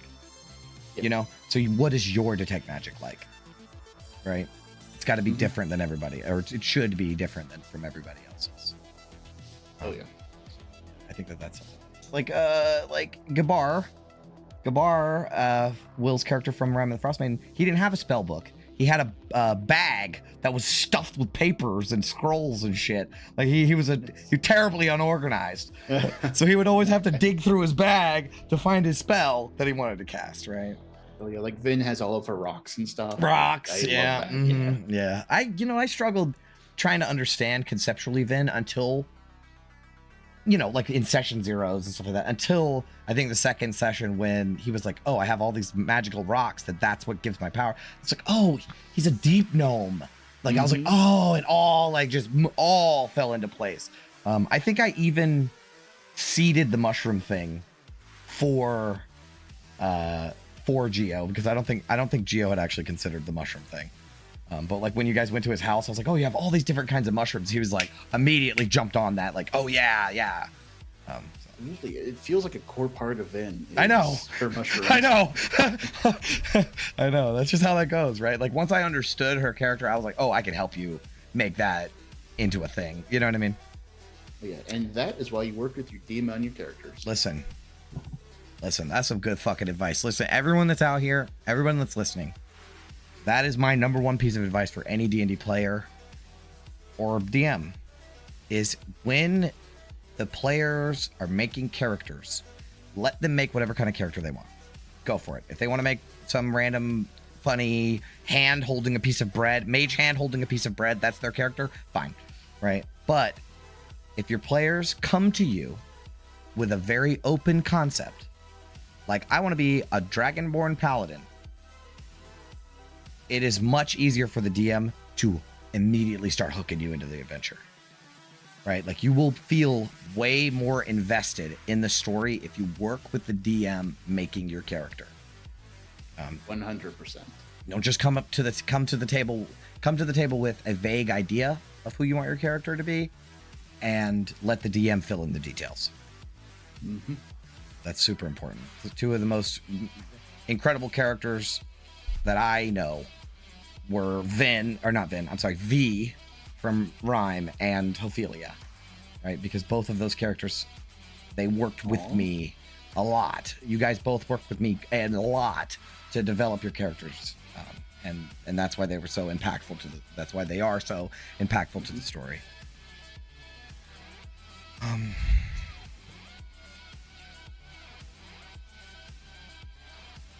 Oh, this is just about reflavoring.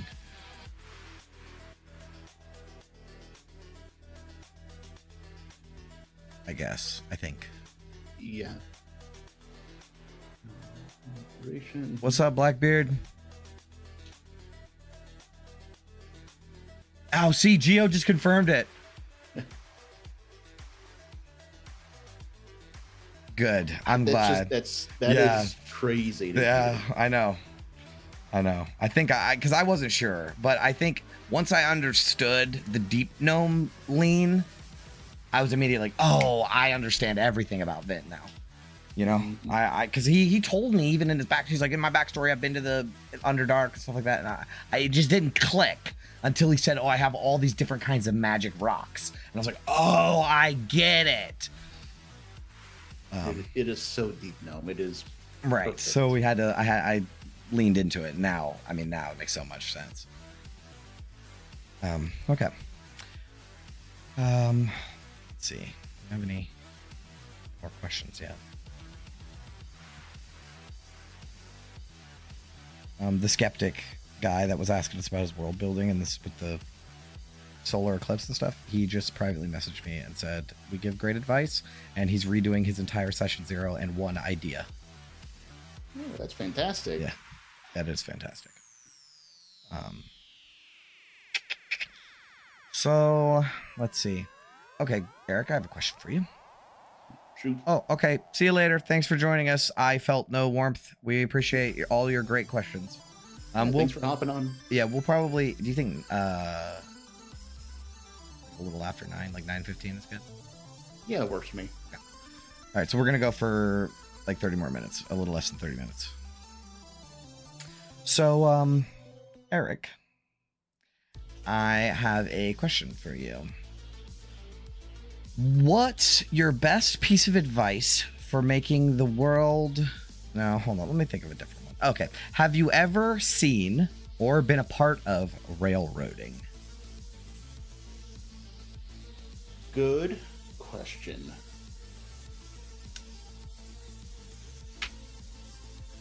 I'm going to say no, not yet. Yeah. Though it's certainly gotten close. Okay. For you as a DM or as a player? As a player.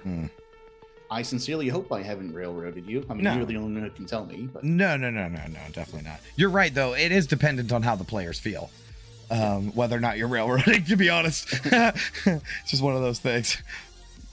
But I would say the only time it felt kind of close is I played a 2-shot Call of Cthulhu, where it very much was, no matter what happens, you're going to be stuck in a lighthouse fighting fucking, squid monsters.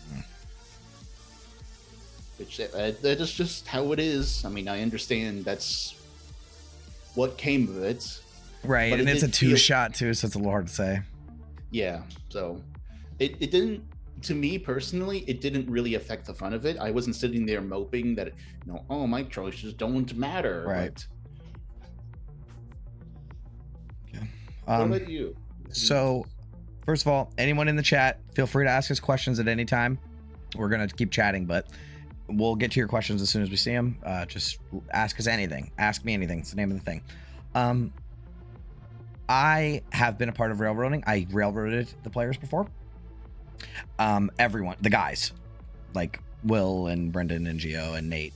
When I was running Tomb of Annihilation, and when it happened, I knew it was happening, and I was sick to my stomach about it, and I was shaking. I was so like nervous because I knew what I was doing, and it felt very bad. And they knew it. They knew I was railroading them, and they called me out on it. And really, what the thing was, I thought it was going to be so. There's this epic bad guy, Rosnisi, and he's in this dungeon filled with Wanti, right? Snake people.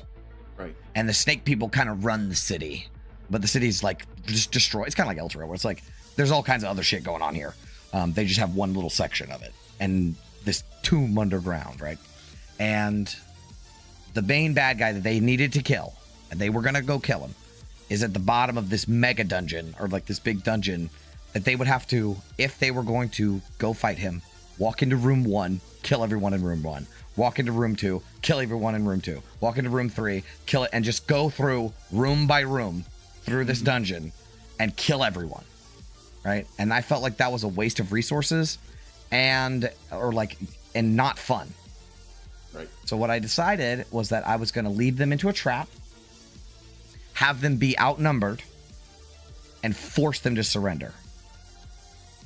And then they would be imprisoned inside the dungeon, and then the adventure started when they break out, and now they're in the dungeon, and they've explored it a little bit because they were slaves, right? So they had to like go do tasks around the dungeon so they could explore it and learn who's where and what's what, and talk to NPCs. And maybe there was another NPC that wanted Rosnisi dead and was going to help him escape, right? And help him kill him.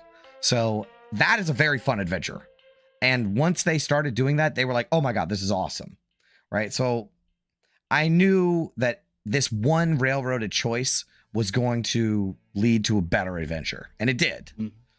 But what eats me up the most about it is that Will had on his character sheet, he had this really important sword. I've told you about it before. This major sword thing in his family. It's been his family forever. And it said on his character sheet, I will not give up my sword unless I'm dead. And I literally had an NPC be like, you have to give up your sword or we're going to kill you. You know, and that it just felt I could have done this. I could have done it in a different way. You know, I let him go in full Nova, like they had just taken a long rest and walk into this place and expected them not to fight back. And it felt bad. It definitely felt bad. You know, it's important to be able to reflect on stuff like that. And, you know, it's from a dungeon master's perspective, it's tricky because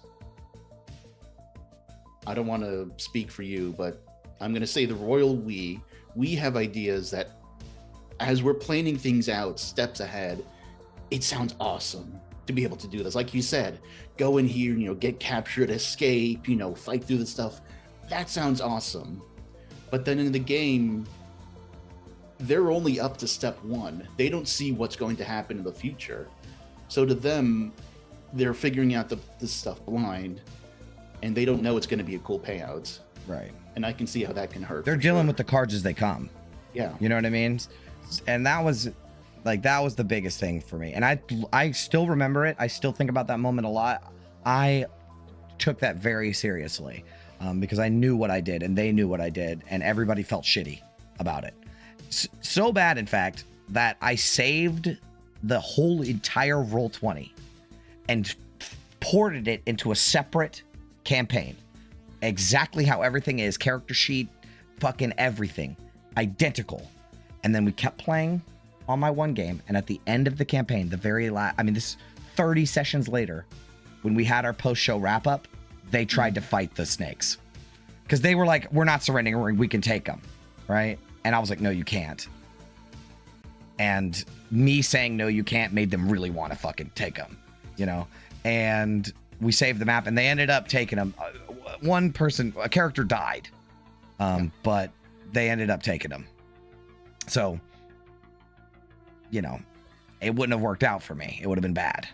Mm. But the lesson I learned from that is have them deal with a whole bunch of bullshit where they are completely fucking tapped, and then hit them with the motherfucker. Like, have them where they can't fucking take another step without dying, and then hit them with some shit.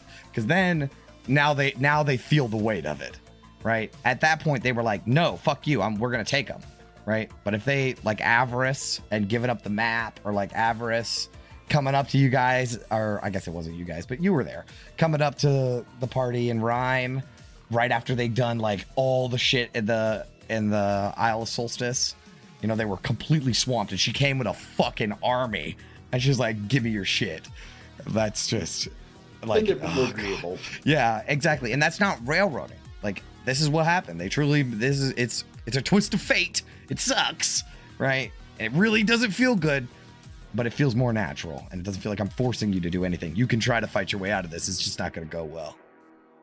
Now that I think about it, when Sam's character Faustus fell into one of the traps in the coffin maker's house, and was teleported to Castle Ravenloft, I didn't even realize it at the time, but that was absolutely railroady.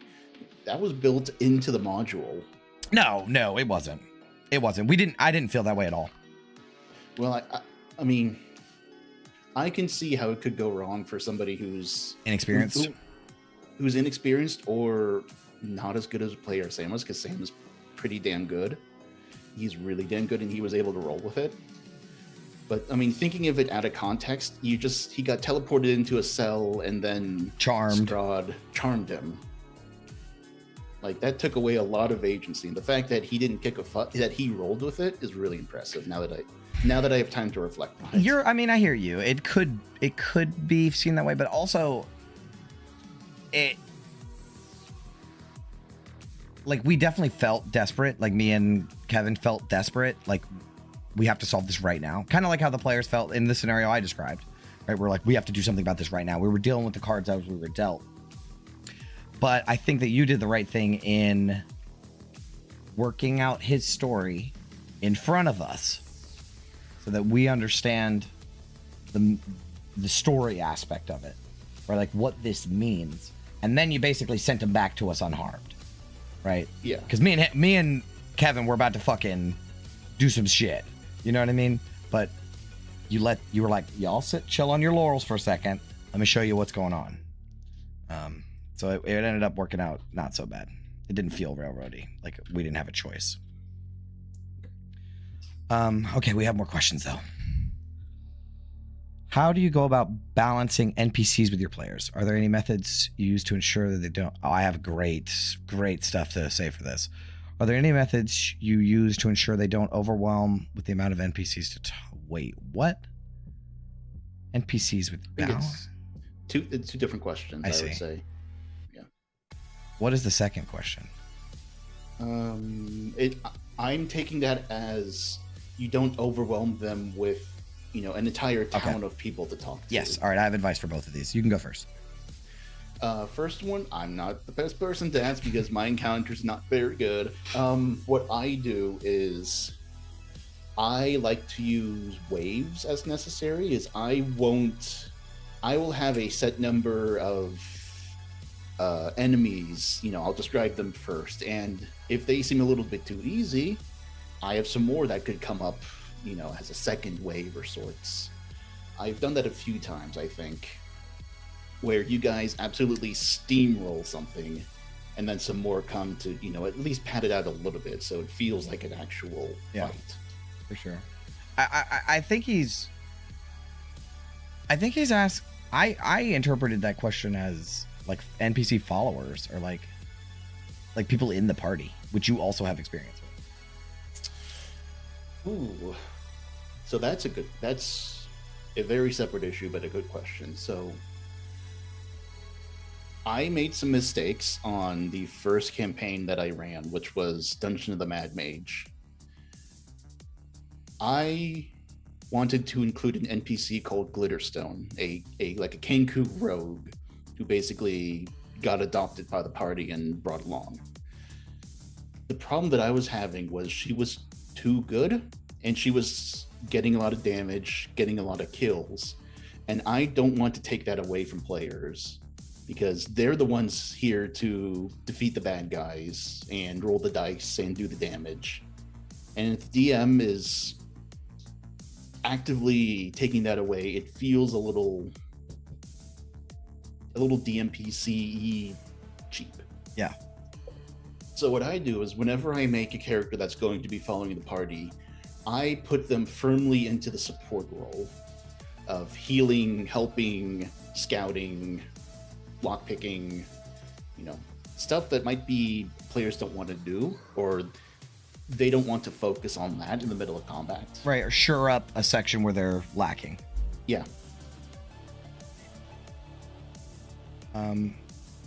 Let me answer that question before we move on to the next one. So I have really good advice for NPC followers, and I think I can speak on it pretty well. My biggest thing for having an NPC follower is you have to design them to have a flaw. So the players will see an NPC, and especially if a relatively powerful or intelligent one, and they're going to say, that is the voice of the DM. And Yes. they're going to ask that NPC questions and try to get information out of them, or use them in a different way than they would a normal situation. Like a real life, they would use that person differently. And for example, if the players are about to storm a castle or something, an orc fortress, and they're sitting outside the rock, and they're like, what do we do? And they look over to the dwarf follower, barbarian NPC, and they're like, what do you think we should do? Right? The players are actually asking the DM what he thinks they should do, or he or she thinks that they should do. The thing is, you have to have your NPC answer in a flawed way. So for example, my dwarf barbarian, he's like, no better way than to die in battle. Let's rush the front gate. Right? And they're like, what? No, absolutely not. Right? It's like, he just wants to die in battle. That's the greatest honor of his life. Right? And so they can't ask him shit, right? Because he's unreliable.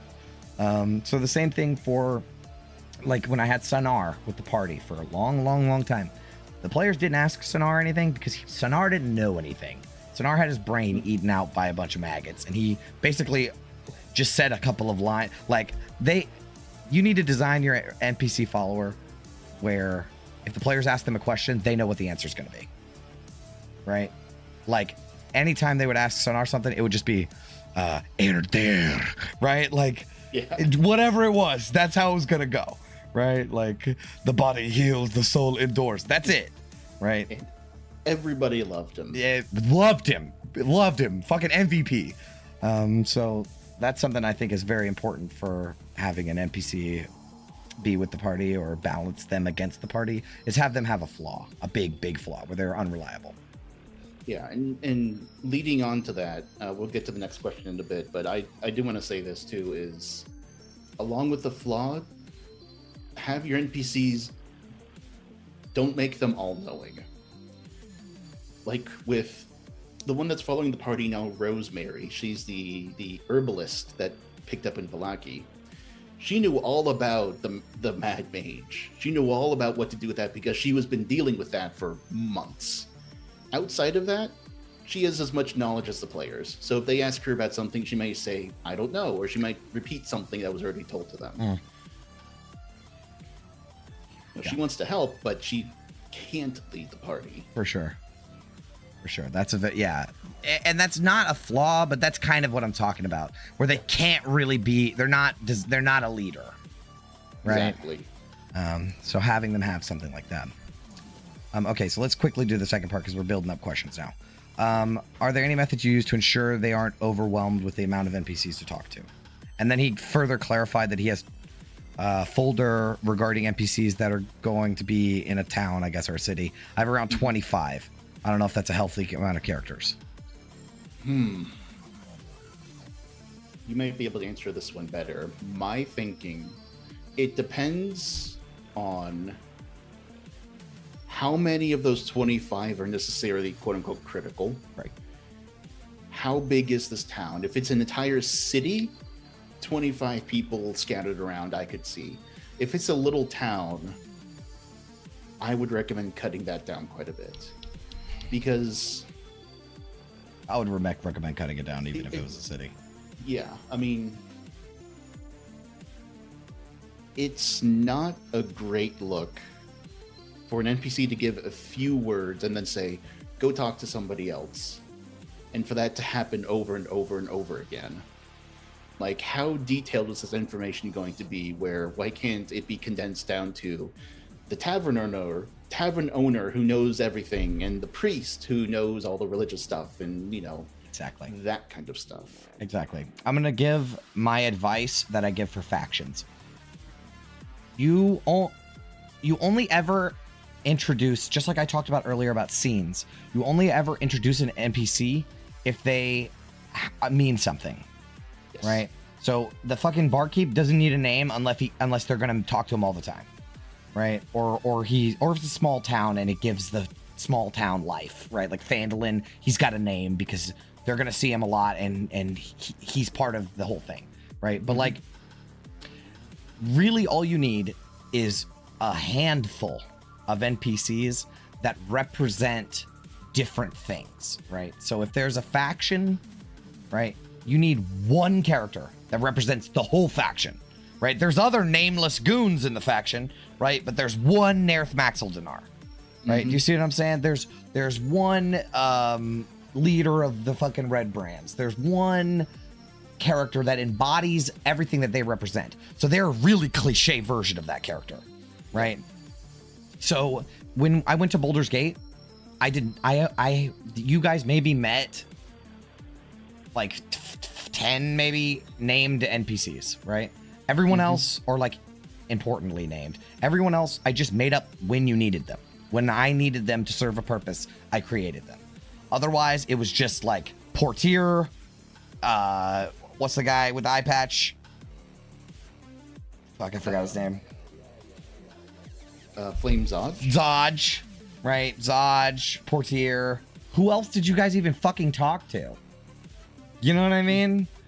Like, that was all that really mattered for the city is who, like, just this little bit of stuff. Maybe that information girl, but I only created her when you needed her.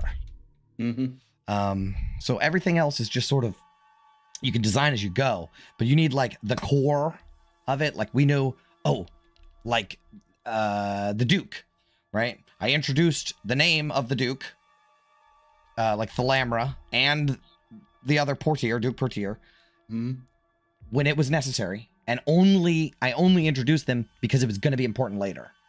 Yeah. Otherwise, no need to have an NPC for it. Just make it up as you go.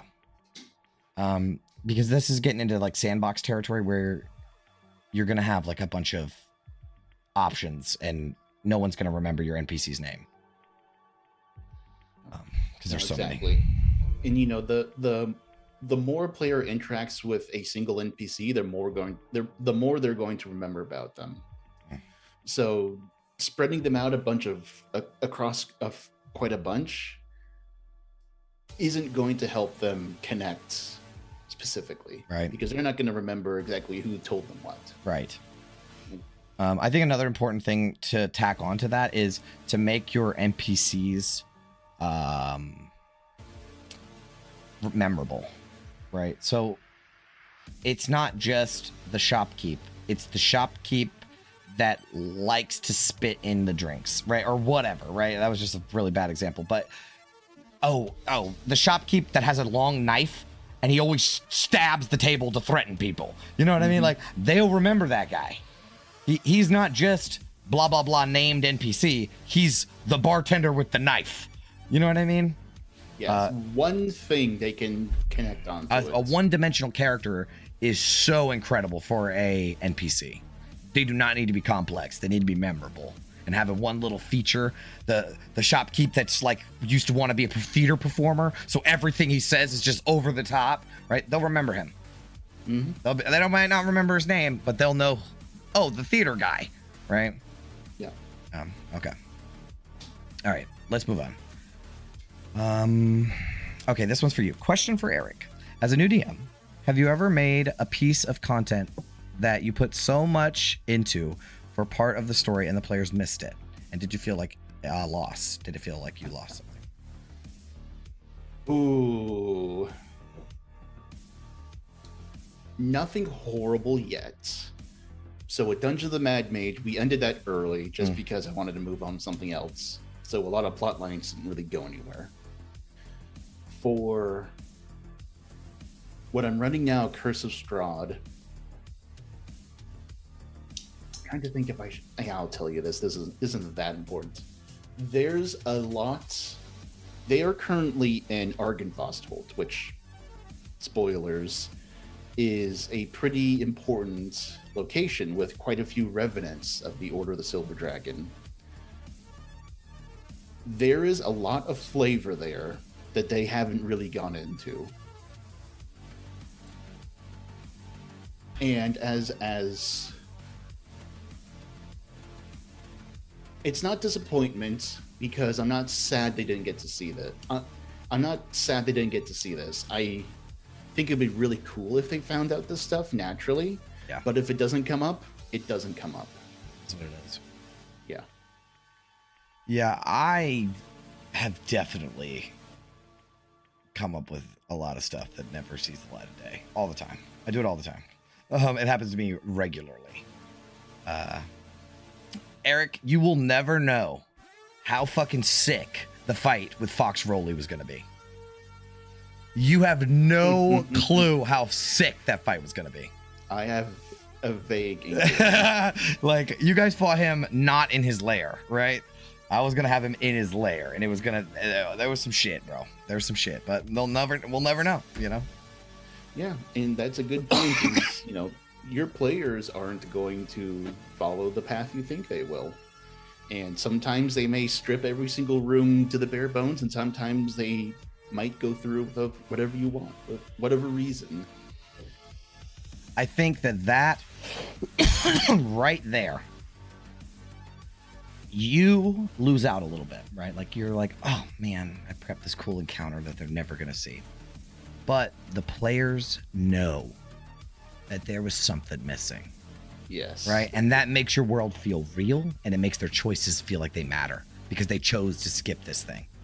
Mm-hmm. Right? Like when you play Baldur's Gate 3 or something and you hit no instead of yes, right?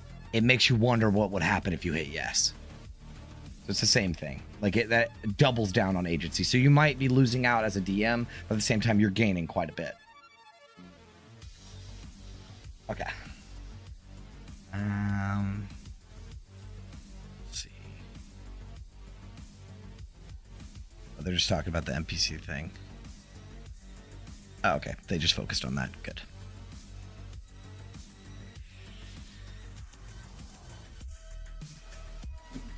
Yeah, he said that he made the 25 for, like, across the whole continent.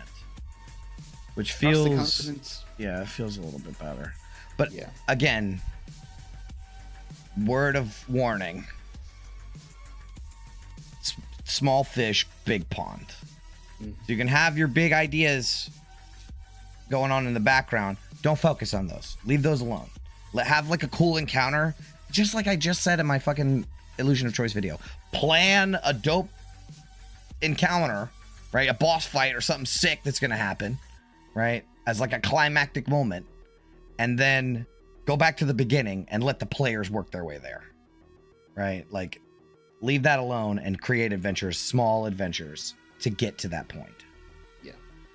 And I will say one bit of advice for these NPC encounters. You need to make a plan for if your players don't meet them. Either put them in the direct path where going around them is going to be nearly impossible, or come up with different ways to relay the information they have. Mm-hmm. So if you don't get to this NPC, but they have something really important to say, they still need to get that information a different way. Yep.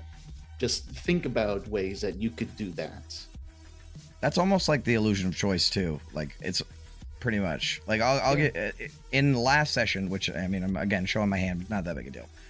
The NPC that the like legless amputee warrior guy that you guys encountered or whatever, I was hoping that you'd ask him more questions, even though obviously he was standoffish, right? I was hoping that you might ask him more questions, because there is important information that he could have given you. But now I just have to figure out a way to give that information a different way. Mm-hmm. You know, because that's what I'm doing, is weaving my planned story stuff into your chosen path. You chose not to ask those questions. I'm going to have to get that information to you in a different way. And you're going to have to make that choice again. You know what I mean? Yeah. And in Curse of Strahd, the players are looking for the location of the Amber Temple. They've stumbled upon one of the ways. There are 3 or 4 other ways of getting that info. Well, that's news to me. So there are always backups. Cool. Very cool. That is news to me, Eric. All right, let's get a couple more questions, and then we can call it a night. I got a busy weekend. Yep. So if anybody has any more questions, please throw them in the chat. Thank you for all of your great questions so far. It's been really fun hanging out with you guys. Ooh, here is a good question. Please. For any of our new dungeon masters, are there any resources you would recommend? That's a good one. That's a good question. If MCDM. I may, MCDM, absolutely. There is a monster resource called Flea Mortals. I highly recommend to spice up some of your monster encounters. Matt Koval, some of his YouTube, there's tons of good YouTube. We're literally like, just listen to Matt Colville, because that was my other piece of advice, is watch Matt Colville's videos, because he doesn't just, okay. Matt Colville doesn't just talk about like what every other D&D creator, it's like how to make interesting NPCs, or like how to run your game better, and how to do initiative and all this stuff. He goes into like the most vague storytelling concepts, right? It's like a college course on D&D. It's not just like D&D 101. It's like D&D mastery, right? Yeah. And he's the man. I wouldn't like to play in his game, because like I don't care for his style, but I love his advice. Oh, yeah. And just throw on his videos. You don't have to take notes or anything. Just absorb it. It'll go into the back of your head, and 6 months down the line, it might trigger something. Yep. Mm-hmm. Yep. And also, he's a talking head, so you can just listen. You don't even have to watch it. Actually, that reminded me. Oh, Matt Colville had this campaign diary that was super impactful for me, and we sort of touched on this earlier, and I was going to mention it. He had this encounter that he felt like it was a huge failure on his part because of where he put the spotlight, right? Like where he decided to hold the scene. The characters got imprisoned. And except like the whole party, except for one character, got imprisoned. And he stayed with them for a little while through their imprisonment while the other character was off at a shop. And then he walked out of the room in an old school style fashion and talked to the other player who wasn't there about what he did at the shop and what information he got. So the players didn't know. But Matt had prepared for them to be kidnapped, and he gave the dwarf character that was at the shop a key to unlock them, right? But he didn't tell the other players that, just the one. And he came back to the table, and he was just ready to, be his turn again. So Matt cuts back to the party that's imprisoned, and they feel like this is it. Like, we're done for. We're totally fucked. And it ended up being like somebody sacrificed themselves, their character, dead forever, to escape, for one of the other characters to escape. And Matt, like, the player was pissed, and he like walked out because he's like, you killed my character, you know what I mean? He was blaming Matt. Who wouldn't, in that kind of scenario? It was a really shitty scenario. But Matt reflects on that, and he says, if I had just done that scene in front of the players and maybe focused on the dwarf and what he does after receiving the key, instead of panning back to the party, they would understand that it's okay. Right? The players would understand that it's okay. Wait, let it happen. There is a solution for this. It's going to be okay, because they thought it was over. And that's the same thing that you did when we were talking about Sam's character Faustus getting kidnapped into Castle Ravenloft. Like, you stayed with Sam, and that helped us understand that it was okay. Oh, no, I definitely see that. And that's a major lesson. That's not just like top 10 ways to make your D&D characters cooler. You know, that's like a genuine life lesson for D&D. Yeah. You know, because they can roleplay their characters as having no idea, but it's that real life tension or panic because you don't want to let down your teammates, where if you can release that safely, it's okay, we can sit back and enjoy what's going on. Right, because a lot of players have, especially good players, they have a sense of a scene, right? They have a sense of story, and they want to see a satisfying conclusion to the story. They want to have satisfying story elements and moments. And if you just sort of show them, oh yeah, you know, this is the moment, right? Make this the moment, right? The players will latch onto that and run with it. Mm-hmm. So yeah, like he could have stayed with the dwarf character and showed him trying to break in, and just have the players sit in purgatory, because they would have at least not thought that it was the end for them. Yes. We have another question.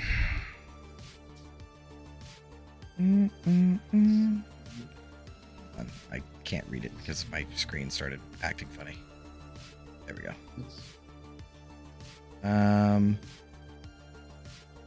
How do you interact with a player that has gone, well, I missed it, solo because they wanted to see something the party didn't? Is it difficult to switch between the two storylines, or is it best to focus on one? Okay. For example, would you have cut out London and like when he gets kidnapped by the boss? Oh yeah, he clarified. Okay, do you want to take a stab at it, Eric? Yeah, so like we said earlier, we did this with Faustus being taken to Castle Ravenloft, and I kind of taking this from Matt Mercer of, we give them a chunk of time, then we can, you know, go back to the other party, let them have a little chunk, go back to the other one, let him have a chunk. Because I don't want players to just be sitting there for 10, 15, 20 minutes contributing nothing. You know, even if they're engrossed in the story, I want them to contribute. It kind of, honestly, it will depend on how exactly they got singled out. If it was like through a trap and it wasn't their own decision, I would absolutely stay with them. If they decide, you know, I'm not going to be with the party, I'm going to go do something else on my own, honestly, I might not give them as much time because they aren't working with the party and there's an issue there. And I don't want to reward that if they're doing something I don't want them to do. Right. No, I agree with that completely, but I do think this specific question is worded or is implying the former of, like, you know, how do you move the spotlight? So we call it spotlight. So because this is the guy, Eric, Hacjer. That's the guy that made the songs. And I'm pretty sure he's never DM'd before. So we call that moving back and forth like the spotlight. So when the spotlight can be fine where it focuses on one character, or it can be bigger where it focuses on a scene. But it's helpful for me to think of my games generally. I mean, I think a lot of DMs do this as like a movie or a book. I do movies, obviously, but I like to think of my game like a movie. And it takes some practice. It's not easy. No, definitely not. It's not easy, but you kind of have to have a feel for what the scene calls for, right? So, for example, when, like in your example with Faustus being in Castle Ravenloft and up, if I was running that encounter or that scene, Eric, I wouldn't have cut back to me and Kevin at all. I would have kept with Sam, for a long time, because I would have been like, hey guys, is it cool if I just, because of this situation, can I stick with Sam for a little while? Because if London had gotten kidnapped by wasps, on the other side of the river, right? And there was nothing really you guys could do about it until you got over there. Would you have minded if I was like, hey, I'm going to stick with Chris for a little while, 15 minutes where we just discover what's going on with him, right? Would you have minded that? No, absolutely not. Right. So I think that in certain situations like that, the players are just as invested in learning what happens because you're at the table, you're describing things in front of everyone. So everyone's an active participant if they're paying attention, right? Because this is going to involve them later. Like everything that London sees throughout his trip through the beehive or whatever is what the players are going to encounter later. So the players are the characters aren't going to know, but the players will have a familiarity with it. So I don't have to describe it twice, right? I can just say, oh, remember that room I described earlier? This is the one. Mm-hmm. But I would stay with London till I got him settled, and then I would cut back to the party. I would get the party's initial response. Like, what are we doing? Okay, we're going to figure out how to cross the river. Cool. I cut away from you guys, and I stay with London for the whole time until he's settled. And then I move back to the other party and see what happens. Because that's like giving them their goal. You know what I'm saying? Yeah, it's giving the players information.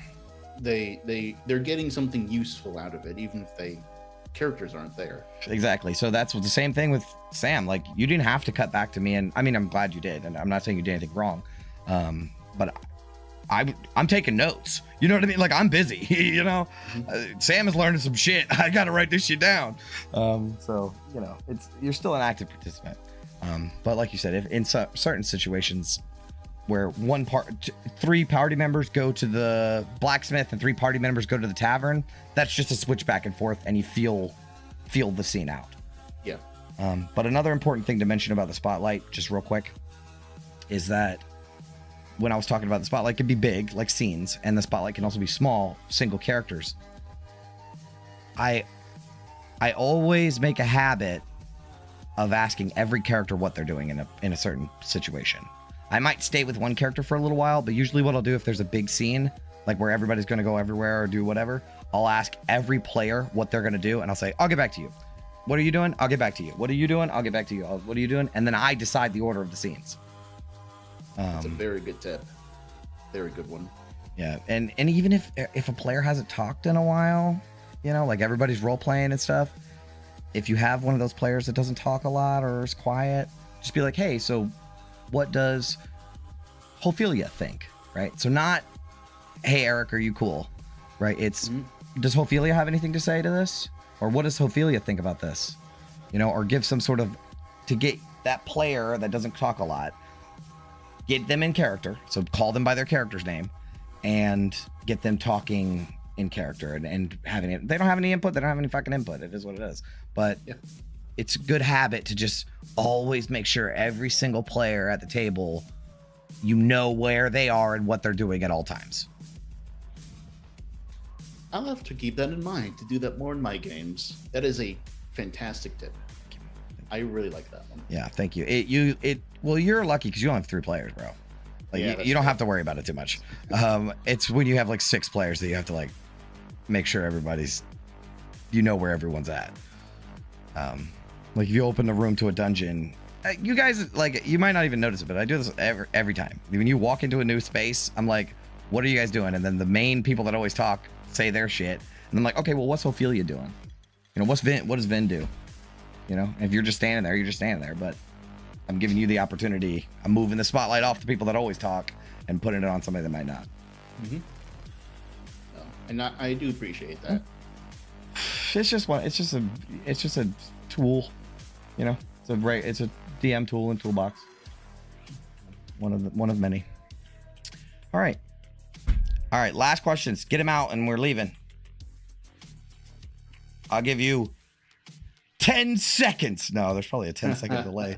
It's getting late though. I didn't want to keep you too late, Eric. But I appreciate you coming on, man. A great conversation. This has been a really good one. This was better. No better way to spend my Friday night. I know that's right. Me too. But Eric, I got shit to do. I've been the busiest man on the face of the earth for the past 2 weeks. I mean, you got your big one coming up Sunday. Yeah, but the thing is, like, so I have that, right? And I also, a friend of mine is doing a art show thing, and I offered to help them. So I gotta get ready and go do that tomorrow all day, like 11 hours. Yeah.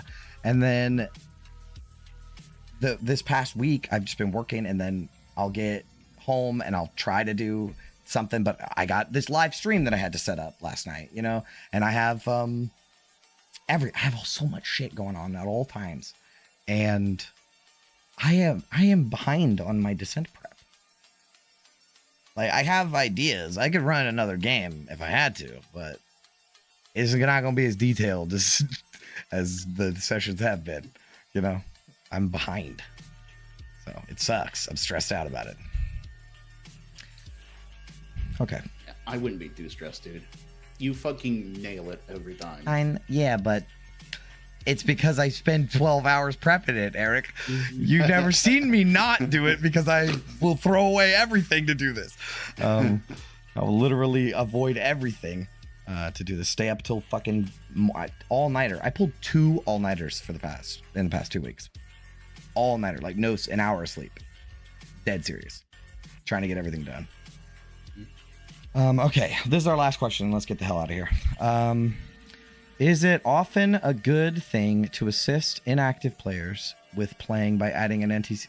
You know, that's a very fucking good question. Is it often a good thing to assist inactive players by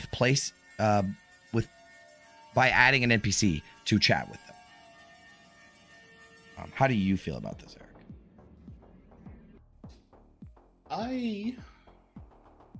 I like it. Just my own neurotic insecurities. I'm always worried about being a spotlight hog. But I know that I personally appreciate when there are NPCs that are kind of geared towards me. Like Jax, for example, was a fun one to occasionally, you know, have Ophelia be really weird with or sad with, or... I can't believe you said Jax just now. That's wild. Yeah, he was great, wasn't he? Yeah, so I think it's a good idea to assist inactive players with a NPC to chat with. But I will say, an inactive player does not mean a player that isn't having fun or isn't engaged. Right? There are certain players that are heavily invested and come every week fucking stoked and don't do anything during the session. Right? They're just pumped as fuck to be there. And Matt Colville calls them audience members. They're audience member players. There's like a bunch of different kinds of players. There's the power gamer, the min-maxer or whatever. There's the rules lawyer, the actor, right? Like everyone has their own little role that they fit into, the storyteller. But there's a kind of player that show up and they're just happy as fuck to be there and just learning all new information. And if there's some stuff that happens with their character, dope, you know, but they're okay with not having a lot going on.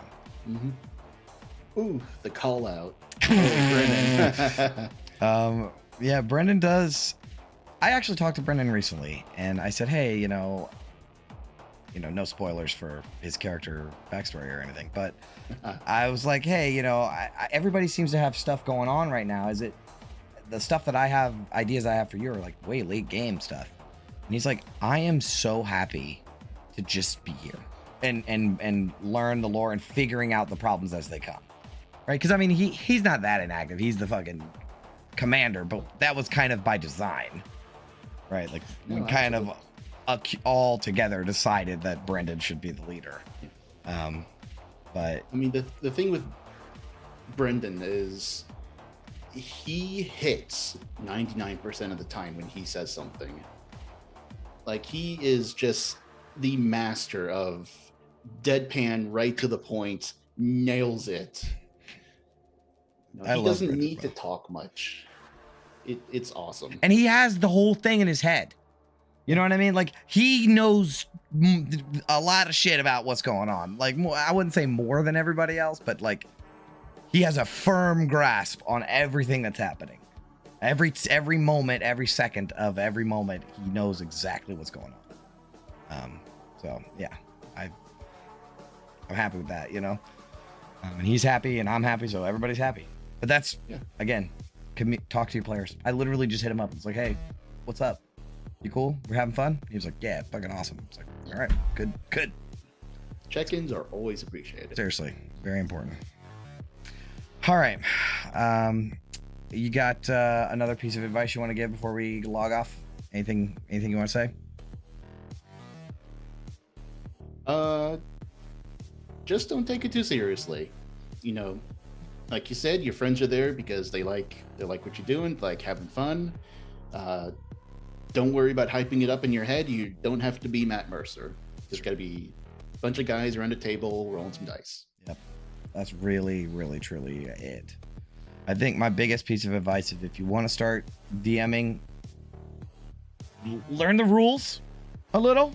I think having a firm grasp on the rules is important, especially if you play with people that never played before. So having a relatively good grasp of the rules, and then just fucking do it. Like there's no other way to learn than just to do it. Yeah. You know, watch some videos, figure out, run a module. That's what I would do. Run a fucking module. Modules are perfect. Oh yeah. I would not be an expert DM if I hadn't been running modules this whole time. Because you can't learn about adventure design if you've never seen an adventure. Mm-hmm. And you don't have to be super special, you know, the one star in the sky. Like if you want to run Lost Mines of Phandelver, run Lost Mines of Phandelver. It's popular for a reason. That's right. It sure is. So yeah, that's my best advice is just get in the fucking chair, man. Do it. That's all you can do. And just you'll make mistakes. We just had a whole thing where we talked about all of the mistakes that we feel like we've made. You know, we all make mistakes. It's a learning. It's a skill, and you got to develop it.